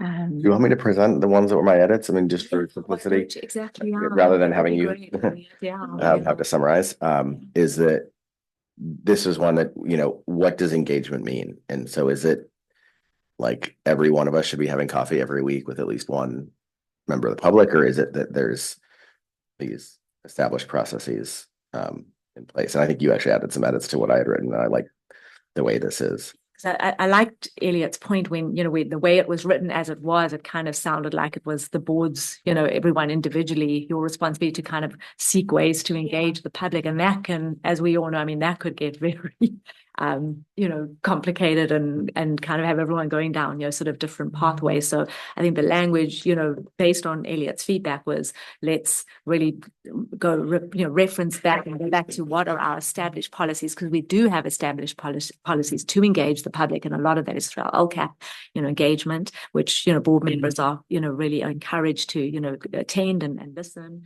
to at any of our, community engagement forums as well. And then, of course, visits to our school campuses, right? So I think really, I brought it back and tied it back into what those established protocols are in place already. Any feedback and comments on that? I like the clarity of that, because I think that was something we were even discussing in our one-on-one, was like, what does that look like for a board member? So the clarity and what our role is and where we belong is really helpful for me.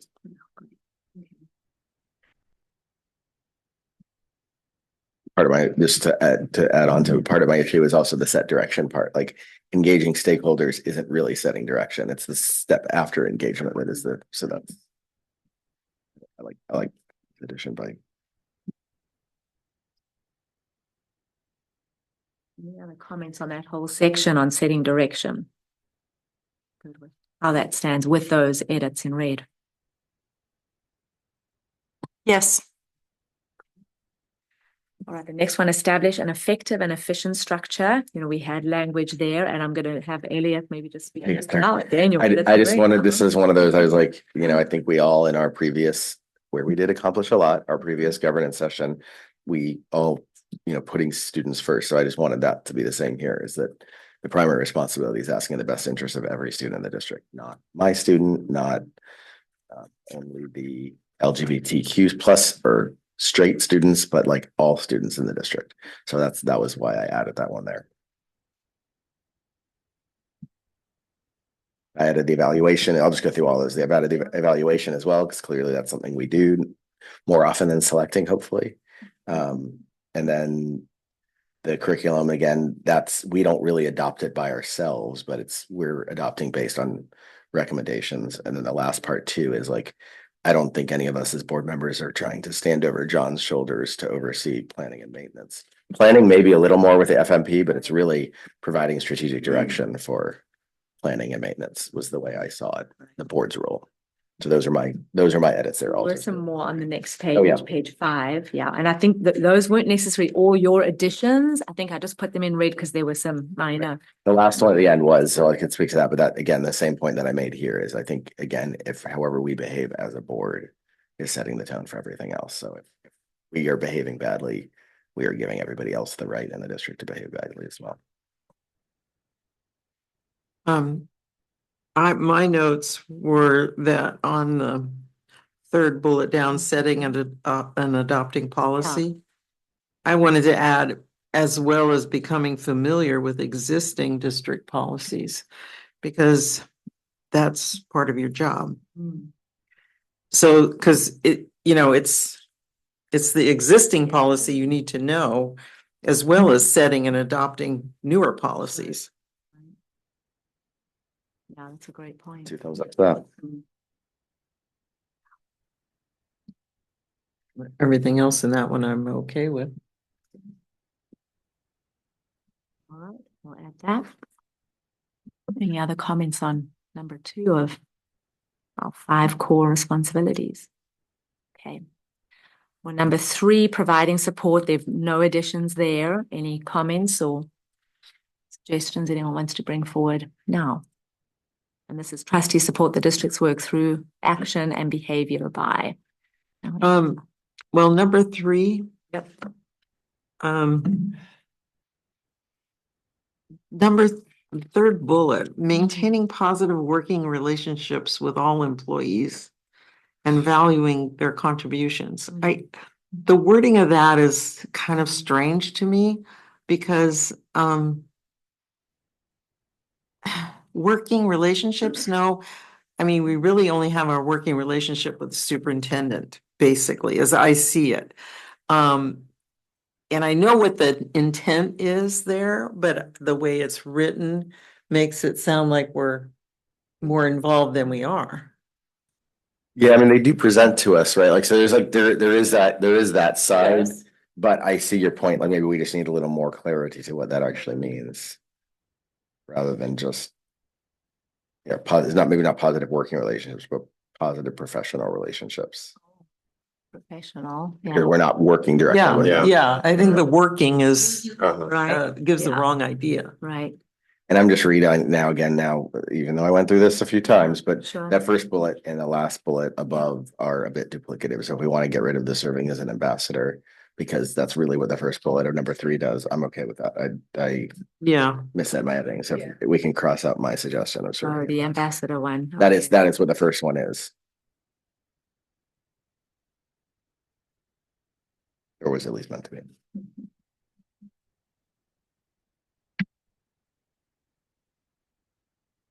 Other comments on number 3 then? Okay, let's move on to number 4, ensuring accountability. We had some edits on the last 2 bullets. We're just monitoring and directing staff to adjust. I think your point there earlier was the board doesn't do the adjustments. You would give direction and, make those comments. Serving as a judicial and appeals body as needed and as appropriate. Like, we shouldn't be jumping in and being their body if we're not needed to be. Right. I mean, it gets a little bit into how much do we delve into complaints before they come. Mine was on the 4th bullet, reviewing and revising policies and practices on a regular basis. That's what I wanted to put in there. I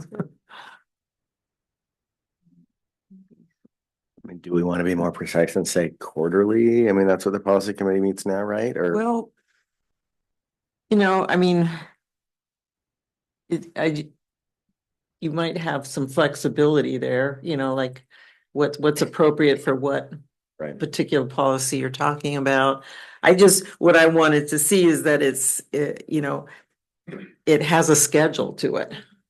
So, I mean, I wouldn't want to maybe confine everything to a particular schedule, but it has a schedule. So it's not, it's not just once a year or once in your whole term, let's say, once every 4 years or something.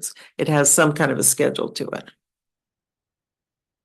On a regular basis. I mean, that implies a schedule. Yeah. All right. And then the last one, acting as community leaders. And Elliot, you wanted to add that first one, right? Setting the tone for the district, which. Well, actually, sure. on the ensure accountability, the edit that Elliot made, as needed and as appropriate, Isn't the appeals body as needed by definition?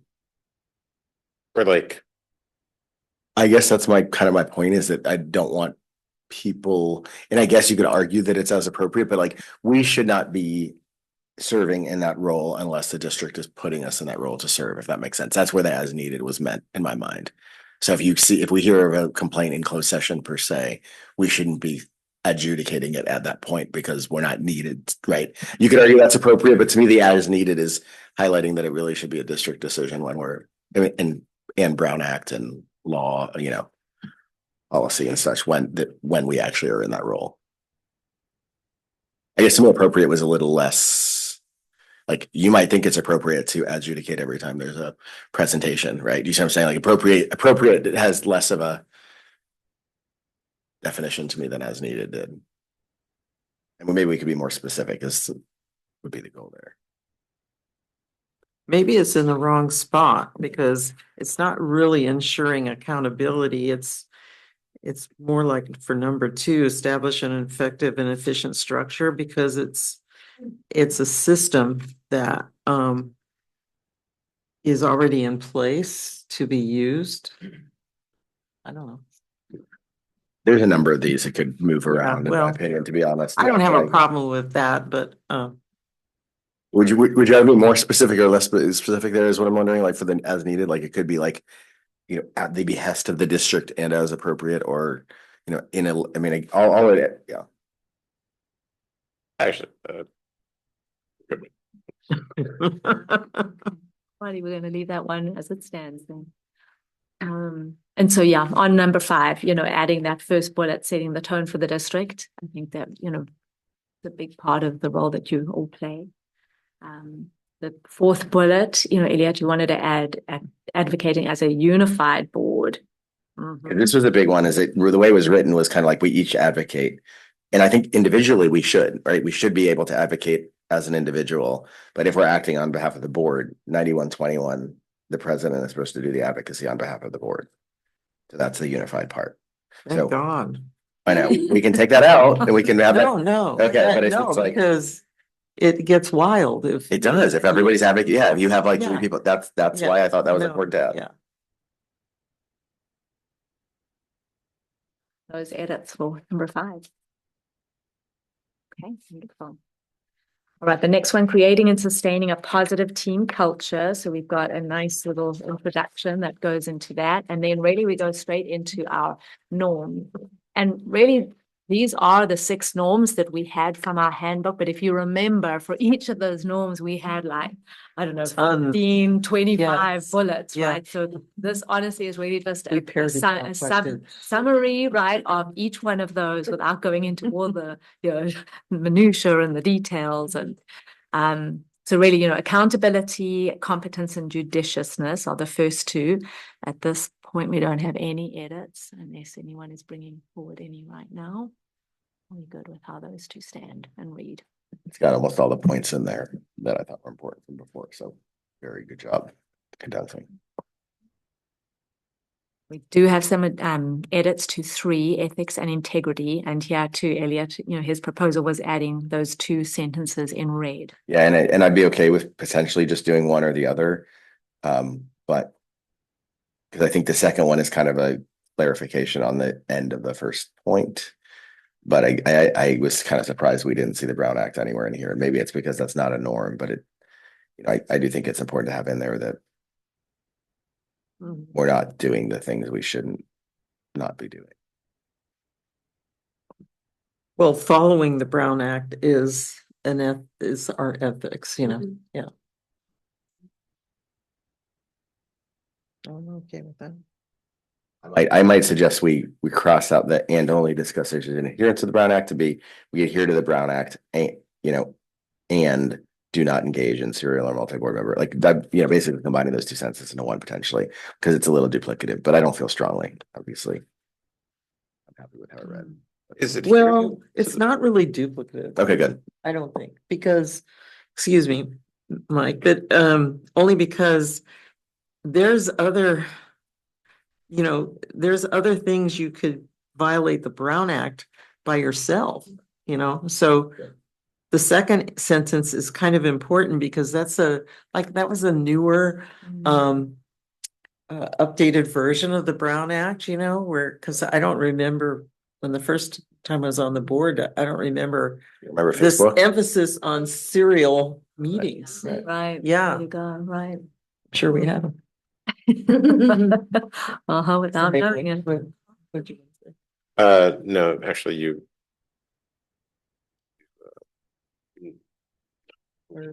Yeah. I knew that. Good with those additional two sentences in that paragraph as it stands.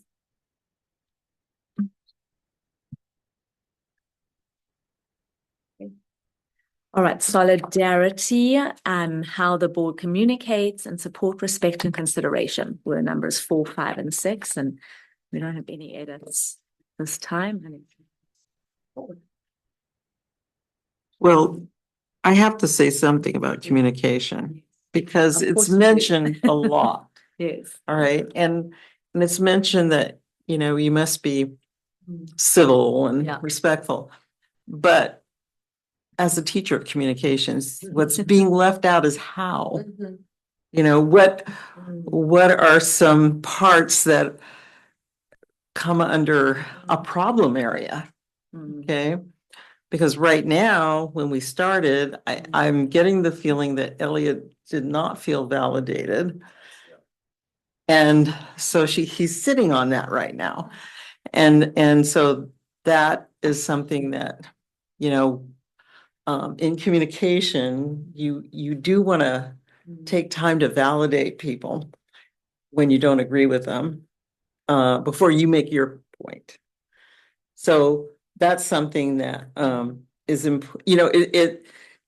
don't know how to put it. I was thinking about, okay, there's two sayings that I use in my classes, but maybe we could put it in here. One of them is, never make anyone wrong, even when they are wrong. And that's just another way of saying you validate people, when you don't agree with them or you really don't agree with them, but you validate them, you don't make them wrong. What if someone was to say something factually wrong though? Yeah. Then you still validate that because you would still say, Elliot, so Elliot, you feel strongly that, that the sun is shining out there. Right. And for you, that's what's happening. Right. Okay. Yes. And you keep validating them until they calm down because they're feeling like, okay, yes, you're getting my point. And then you politely give your point to say, I wish I could agree with you. And it's not what I see out there, So that's one thing. And the other thing is, if you're angry, you've waited too long to say something. That's a really good. So again, if you're sitting on something that you're just letting yourself get more and more pissed off about, it behooves you to be able to say something the first time you hear something that is not sitting well with you. I agree, but sometimes you don't feel heard. If you're not feeling heard, but I mean, they go together, right? If someone says something and says, "Hey, this is bothering me," and that's not being validated, then what's the point of saying? Do you know what I mean? Like I feel like sometimes I say my piece, and not just tonight, but in other times, in meetings like this, where it's like, here's my piece, and it's easy for people to not validate that and move on. So yeah, that's something like I'm not going to keep saying my point over and over again until I feel validated, if that makes sense. So at some point, I will step back in the interest of one voice of a board, if that makes sense. And hopefully bring it up later after the fact, one-on-one with the trustee, like, hey, this really bothered me when you did that, or. Yeah, yes. So you're judging the value of time and also your own emotions and how you want to deliberate that. Yeah. And yeah, in a meeting that you're right, it may be more valuable to just step off later and just talk it out with the person But yeah, I like the idea of both of those going in there. Those are definitely things I'd want a little chance at honing, but I think those 2 points I definitely agree with. It's just there's going to be times where Yeah, we don't. What was the first one again? don't make anyone wrong, even if they are wrong. I like it. The second one, I actually am fine with being angry because you could refine your logic in the time while thinking, like, and you could think about why is it making you angry? I think, like, to me, So when you're feeling that anger, you're not acting on it. You're just observing your own anger. I don't know. It's more like a therapy session now. But I'm saying, like, if well, especially as someone who fumbles words, if Linda says one of her trademark insulting things to me, Which and I do then all the time. yes, and then I sit on it. I'm sitting on it to think about, not to make it wrong, but to try and do a different tack of thinking, or a different approach. Like, anger isn't necessarily a bad thing to me. Although maybe for a board it is. But I don't know. No, but this is something we dealt with at our previous board makeup session, which was the point was not to leave these things unaddressed. So if you have an leaving issue, would be bad. well, or not following up with them down the road, because yeah, I do agree. I mean, I think anger is going to happen. There are definitely decisions we've made where I like go home angry, but I still like recognize that as a board we made that decision and we're going to move ahead with it, right? As it is. But I think it's more the part of it that sits with me is like you don't let animosity go unaddressed. That makes sense, because anger becomes resentment. That's back to therapy. I hear that from my therapist all the time, right? And that's the thing is we don't want anger to turn into resentment. That is where I think board functioning gets severely hampered. Yeah, it's not that you don't feel your anger. It's that if your anger is not as reflective as what I was hearing you describe it as for you, but it's becoming explosive, or it's becoming obvious that you have an extreme reaction to something, and now the other person is going to receive that, right? And you're so the point was that to get your point across before you have those angry feelings is more helpful. There's nothing wrong with feeling anger, of course, that's a normal emotion. But if it's in the process of trying to communicate something with someone, and you're this is what I'm talking about is usually in with people that you know or that you work with, and so here we are as a board, and maybe Elliot is running the meeting in a way that I'm getting ticked off about. Okay. But I never say to him until I'm very ticked off. And then he's going to feel that level, instead of he could have felt it, and I could have delivered it so much easier if I had just said in the beginning, like, oh, I noticed when, this happens, I don't get asked a question or something, and this is what I would like. I'm wondering if, just to kind of think about if we want something in here with that, but if we go down to the governance team protocols, so I'm looking at the two, a couple there that maybe we could adjust that a little to incorporate something along if we, feel we want to add that. But like the number 2, agreeing to disagree. Later on, there's the, personal problem solving, number 10. And then I think the other 19, managing difficult topics. So, kind of in line with what you were suggesting, Beth, is, the how, right? Yeah. How do we go about it? And so maybe there's room, and I'm, maybe thinking those three where, we can get into a little bit more of agreements that we're making on, how we, when we are angry at something, right? Mhm. The processes that we follow, right, in order to go about addressing it, right? Yeah. There's room there. Yeah, I mean, on the number 10, maybe avoiding gossip or resentment, or I don't know. It does seem like an area that could kind of address some of what you're talking about. Yeah.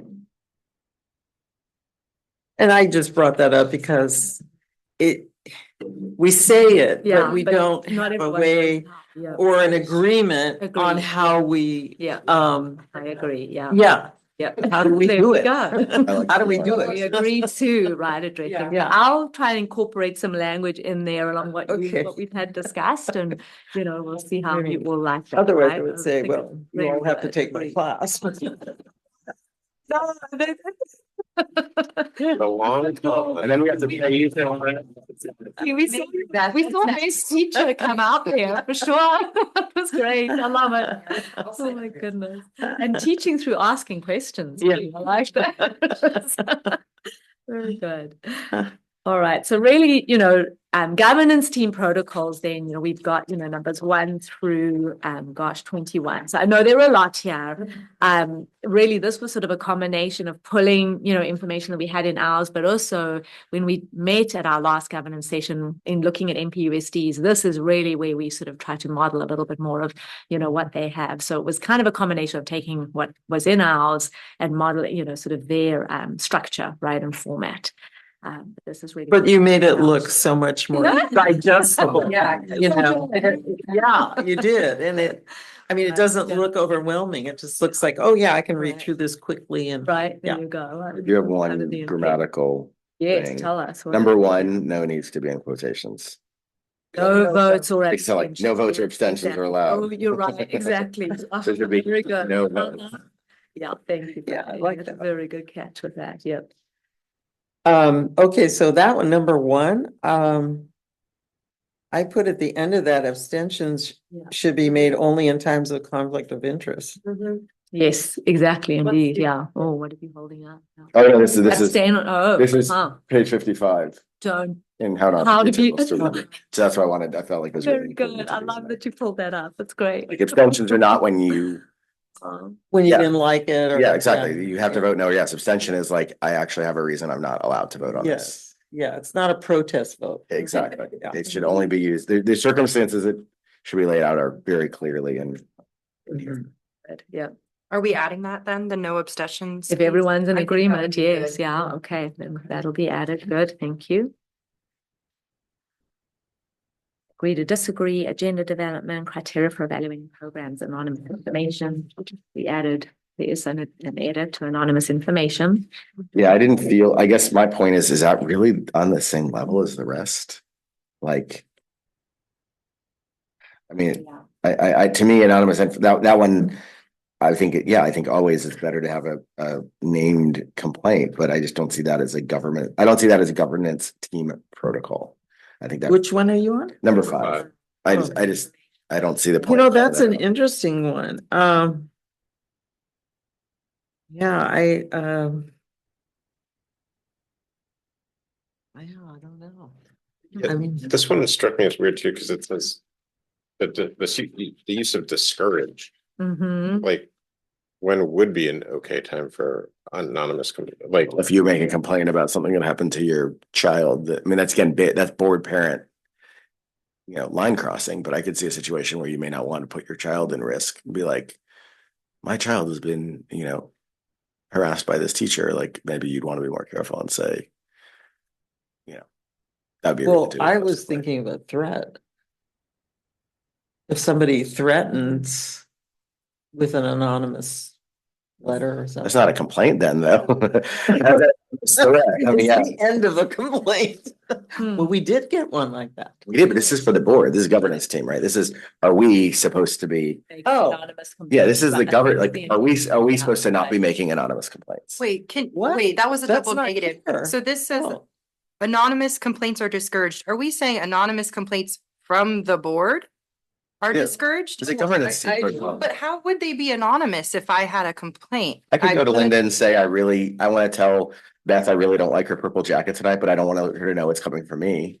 I mean, that would be a way I could do that. But, and again, I can see that being a good practice, but I don't think that rises to the term Okay. of Well, protocol. so maybe the title should be anonymous information among board members. Yeah, I was confused. Or I would like the to say, idea let's is cut just it. remove- Yeah, Oh, I mean, I don't think it doesn't fit with the rest of the Right. things. Just take it. And then we have 20 governance Right, team which sounds so protocols much versus nicer 20. anyway. Oh, I like that. Are we all in agreement? Okay, good. Yeah, let's Alrighty. strike it. Take that one Okay. out. Good. Confidentiality and site program visitations had just minor, so for confidentiality, well, it was just, Elliot's comment saying, it's really one of the only areas the Brown Act is. But we added it earlier. That's Exactly part of why right. I added it earlier. I was thinking. And then 9, board members may visit school sites as board members. I think that was kind of an important distinction. When you are visiting, it is in your informal capacity as well. We never take our hat off. I get all that. I'm not trying to say, but if you're there to you're volunteering for your kid or grandkids class, I still think it's best practices to let folks know, but I think it's a different role when you're. Yeah, that makes sense. We discussed this before. I remember Yeah. our previous. Fine. 16 individual board members requests for information. So, this was, we had it written as information can be requested, but Elliot wanted to add or information obtained. And I think the information here being that, any information that you request or that you're bringing forward, right, should be something that you share with the entire board. And typically our protocol being you'd share it with me as the superintendent first, so that way I can distill it and get it across to everyone, right? So it's not one board member acting, with maybe it's privy to separate information that is going to be brought forward to a group discussion, an open meeting. The number 14 one, Yeah, I had a problem with that. Okay. like sort of like Beth's, but how do you do it? How are we actually monitoring? Wow. Okay. Well, so that would be through a self-evaluation. We're supposed to have done that, right? which again, we haven't done because we don't have because we don't have one of these in place. It's Well, one of the things I thought about was, for number 14 was saying, well, we use the norms and protocols as a tool for assessing board effectiveness. Yeah, which I mean, You could do that. You could go through all of these and just say, okay, personal or preferential treatment. Have we adhered to this right. or not? Has this been a problem or not? What do you think? No? But does that really assess whether we're helping the education?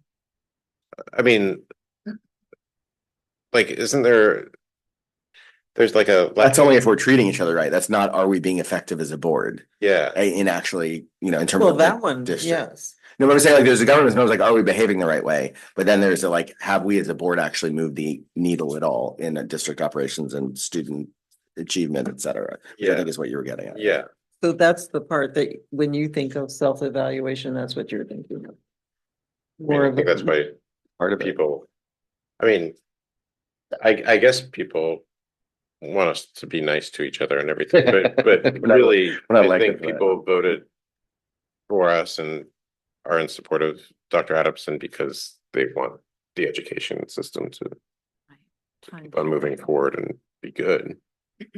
So really it would be about as a governance team, developing a tool, right, that kind of helps monitor, engage, and for us to evaluate, how we're doing. And one of those, there could be one component of that could be specific to our protocols, but the second part of that could be specific to, maybe it's aligned with our LCAP goals as an example, right? Or whatever the board agrees to. But I think that would almost be, if we have an agreement, we want to do self-evaluations, at a future meeting would be, our identifying a tool that we could use. In fact, you at the last meeting, Brian, had actually found 2 sample tools that you had sent me that I've still got in my inbox that, when we get to that point, we could, look at that as an example. Oh, from other districts. Yep.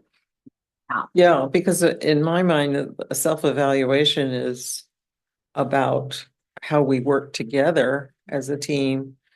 And it can also be about how we interact with the superintendent and are we providing the vision that we're supposed to be by providing for the district. I mean, it's all. Speaking of, and parliamentarian wise, we're at 9:51.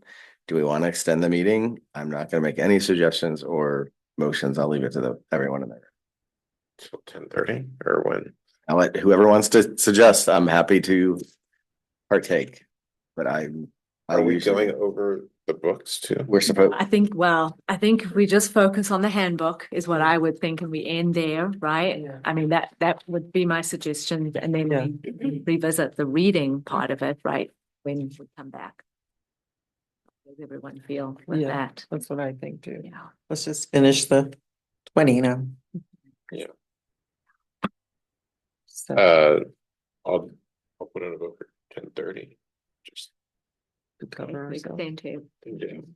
Okay, I'll second I that. mean, give this man a summer. All in favor, say aye. Aye. Aye. All opposed, okay, 4-0 extend though. Right in our notes here. Okay, backing up to number 12, orientation of new members. I just felt that I know in our policy, there is a time frame. And so we don't mention a time frame here, but there should be something that says, within policy time frame. I You like could it just without- refer it to the Here we policy. go, right? Yeah. Mhm. I like that, and I'll say within stated policy. I do want to make the point that and I know we talked a little about this on it, Yeah. but like as a board part of the budget, we're not going to CSBA. We're giving up a very important training opportunity this year. Are we? I think so. I mean, my view on my time at CSBA, I learned a lot and I find it very valuable. And I find time like where I'm not dealing with kids and sports, et cetera, but with the board, like dedicated to the board activities. I think that's something and again, I think we did it for the right reasons, but I just want to make that point that we are doing a bit of a disservice, I think, to some of our new board members in particular, if we have that situation by not doing that. Well, this is a bird walk, but I was going to ask this at some point. We have a budget for the board. There's a board, we have a budget item for board. And that's where when we go on those trips, that's money supposed to be coming out of that budget item. So I think we should at least look at that budget item and see what it looks like. And I mean, I can make a case for it because it's important, but anyway, bird walk. That's fine. It doesn't have to be addressed now. Just No. want to make the point that we might have some decisions we're making that might be potentially making some of our. At this point, Lucera is not taking it off the calendar for us. Let's put it that way. I asked her to go back because it will be in San Francisco, I think, Sacramento. Oh, that's even easy. So I mean, that wouldn't require flights and all of that. So, she was going to go back and look at what the cost was when we did San Francisco, which, we all drove, and Sacramento would be a drivable, one as well. So we're going to, just look and see what we're at least dealing with. Yeah. You could take one of our new eating vans. Oh, that's right. This is off topic, but I did, or something in the governance book resonated where it was like the efficacy of retreats kind of gets lost because it's not documented. And Right. Yeah. I think that is true of like CSBA stuff or Time. so Yeah. that part resonated with me. So That's also, and it was the good and the bad of having to read this because it reminded me a lot of things. I'm like, wow, we made a lot of decisions recently that are go direct against some of these recommendations. But again, that's the reality of making difficult decisions. It is interesting because that, and then even, everything around food when you're, coming together, as a board, right? Just the importance of being fed and having everyone Yes. happy and. Yes, that should be So, number well, 21. The There's food a budget. couple different- Yes. We may have Full to. bellies. The maybe, ocean yes, sushi say budget. something. I know. Well, I was gonna say, part of the reason I brought that up, was gonna suggest we could try to do like an around the horn where like every meeting somebody brings something. So that way we're not charging the district, but we could choose to dine out from a restaurant or, I mean, that also puts more work on us, especially some of us more than others, but I do think But it's important. I mean, it's real. It's really, I mean, I feel for you. I work till 5 and I have like 30 know. minutes to do everything. You're And gobbling down God knows what. yeah, and it's like I said, I don't care about the district paying for it, but I do think it's something Yes, important for us to no, it's recognize. really important. I agree. Also, let's see, on number 16, Yes, you had that Yes. addition, information obtained. yes. But, and I thought at the end of that sentence, it should say, and handled through the superintendent. Okay, yeah. Because- Yeah. Shared with the superintendent to be shared with the full board, something specific like that. Yeah, because we're not contacting another, administrator. Right. We're, No, you're right. we're only Yeah. going through the superintendent. And I'm going No, to use it's this a out of a great place of thinking, love, right. but using, for example, when you had the information on the SRO that you presented, like I would have loved to have the chance to have read everything you were presenting there and like thought about it so I could comment more effectively, if that made sense. That's a kind of example where it's like when you put that together, send that to Linda and then she can send out to the board like, hey, because I used to do a lot better about this where I'd be like, I read these 2 articles that relate to education. I'd send them to Linda and then she'd send them out to the board. But that would be an example where I was just like, you had a lot of interesting stuff there and I didn't want to read it while we were presenting. That makes sense. And I say that with love, not out of a place of you messed up. I'm also a procrastinator, so it's tough to Balance. Yeah. do before. Okay, so I'm going to add that in just, by one board member shared with the superintendent who will share it with the full board, right? And staff. And I think, that whole part of the need to know versus nice to know inquiries, I think that's a really nice approach for us to follow, even when we're thinking about, okay, what are we going to be spending time, and if it is staff's time, right, on gathering information, is it a need, to have more information, or we just kind of are interested and curious and we want to know more, right? So I even love that as we're having discussions up here, at the dais, that could even factor into some of our, language and discussion. Wait, actually, going back to what you're saying, so like on some of the thornier votes, I am like, reading a bunch of things. So would it not be a Brown Act violation if should I just send those articles that I'm reading and no comment? That's okay. Okay. To Linda. Right. Gotcha. Yeah.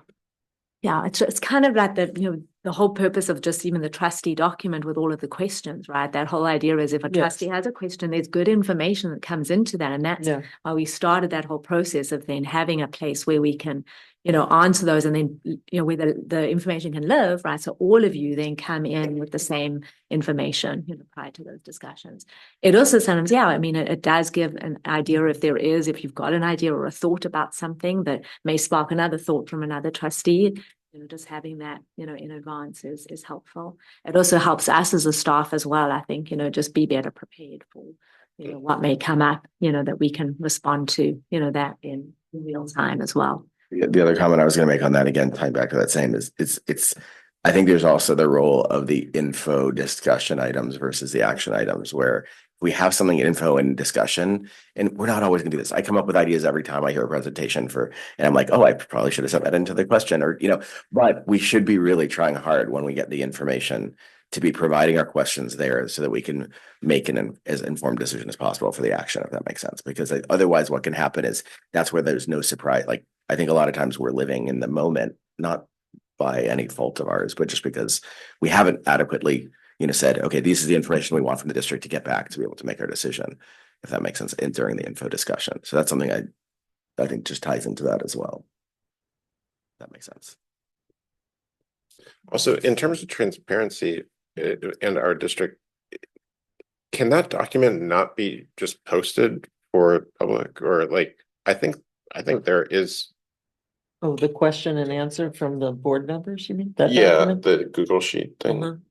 Because I think district staff provides lots of good information in there Can I make a suggestion that we try our best to make have the answers go into the presentation? Because one of my concerns is there is sometimes a need for, and it's not necessarily confidential information, but just information that we don't, I would say, don't always necessarily want to be public, if that makes sense. That is the goal, in fact. I mean, when that information, those questions are asked, right? I think when there is a presentation, the goal is always to try to incorporate, some of that, whoever is doing the presenting, we add that, either as an additional slide or just as talking points. Right. Okay. Because the problem, and I get the point of transparency, but also it's like, I mean, I think there's that, I don't know how to describe it, but it's like, there's some degree, like, I sometimes will write a question more abruptly or curtly than I would like, and it just puts more. That is it. Not my questions. Yeah, and you format my things Better than you asked them. Okay. Right word. I guess there's a balance. I think the key point is that I think it should be very clear that the trustee questions make it into the public presentation, and that is. And a lot of times I will be honest too, my trustee questions will be something that I will ask in public too. Like that's the goal, is to let the staff know, hey, this is something I want to ask.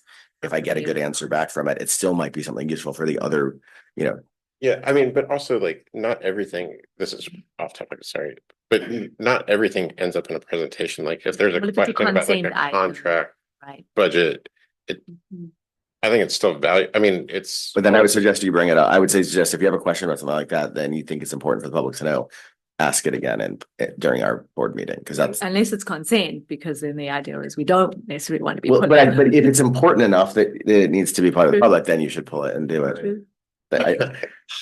It's about weighing it. Yeah, it is. Okay.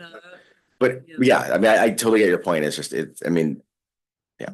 Well, is your point more about just transparency then, as far as the public being able to just hear your question and hear the answer to it? Or like if they're very concerned about a particular issue, they could go back and see. Oh, okay. Some sort of that you got some information that they didn't get, maybe. Perhaps, yeah. I think keep in mind, I think that's what public comment is for, though, as well. If someone really is concerned about an item, they would bring that up then, right? If there was a contract on consent, right? The idea would be that they speak to it, right? During public comment.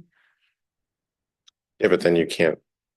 You're not supposed to address there. Although we as staff can follow up, with anyone. If there is a direct question like that, then we will, do a follow-up afterwards, right? To respond to it directly. And that's often something that's actually something I would argue procedurally we should be doing more of, is like, if there's a question from the public that is an important one, we can say to staff, like, hey, this would be great if you can follow up. And because again, this is a board meeting, right? This is our business meeting. We don't want to address every public comment in our business meeting, because then then it becomes a public, so there's that balance. And that's just something that I think we can do a little more of, is just like, hey.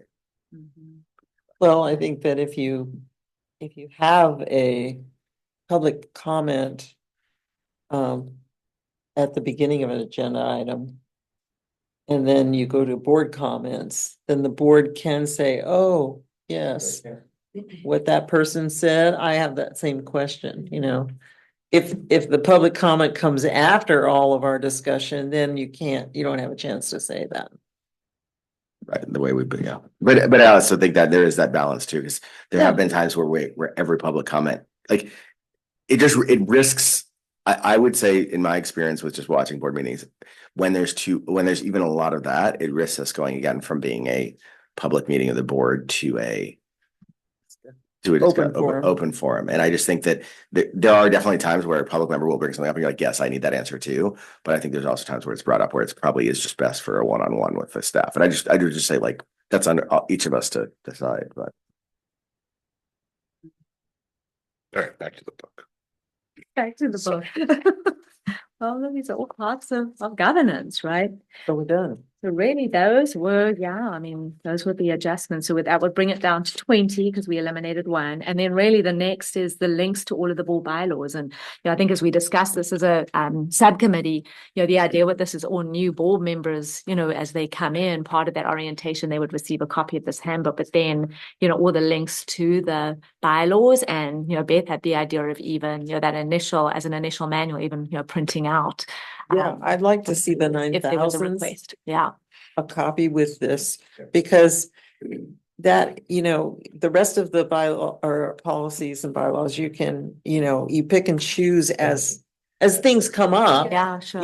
But This is- the yeah. 9,000s are directly related to what you're doing it Exactly, every right. meeting. So So, true, yeah. I would also suggest too, that like what you were saying, if we do have some parliamentarian link, I mean, that's the Yeah. kind of stuff we should be putting here too, like the link to the CSBA board president training, the link to so that way, again, that's a partially transparency thing too. So we know that Sure, right. this is where we've been trained and what we're operating from. Yeah. I would just, I think those would be good. Like a resource, right? After. Board member training could be on there Yeah. too. Mhm. So that way when someone comes in, they don't have to wait for governance to get started necessarily.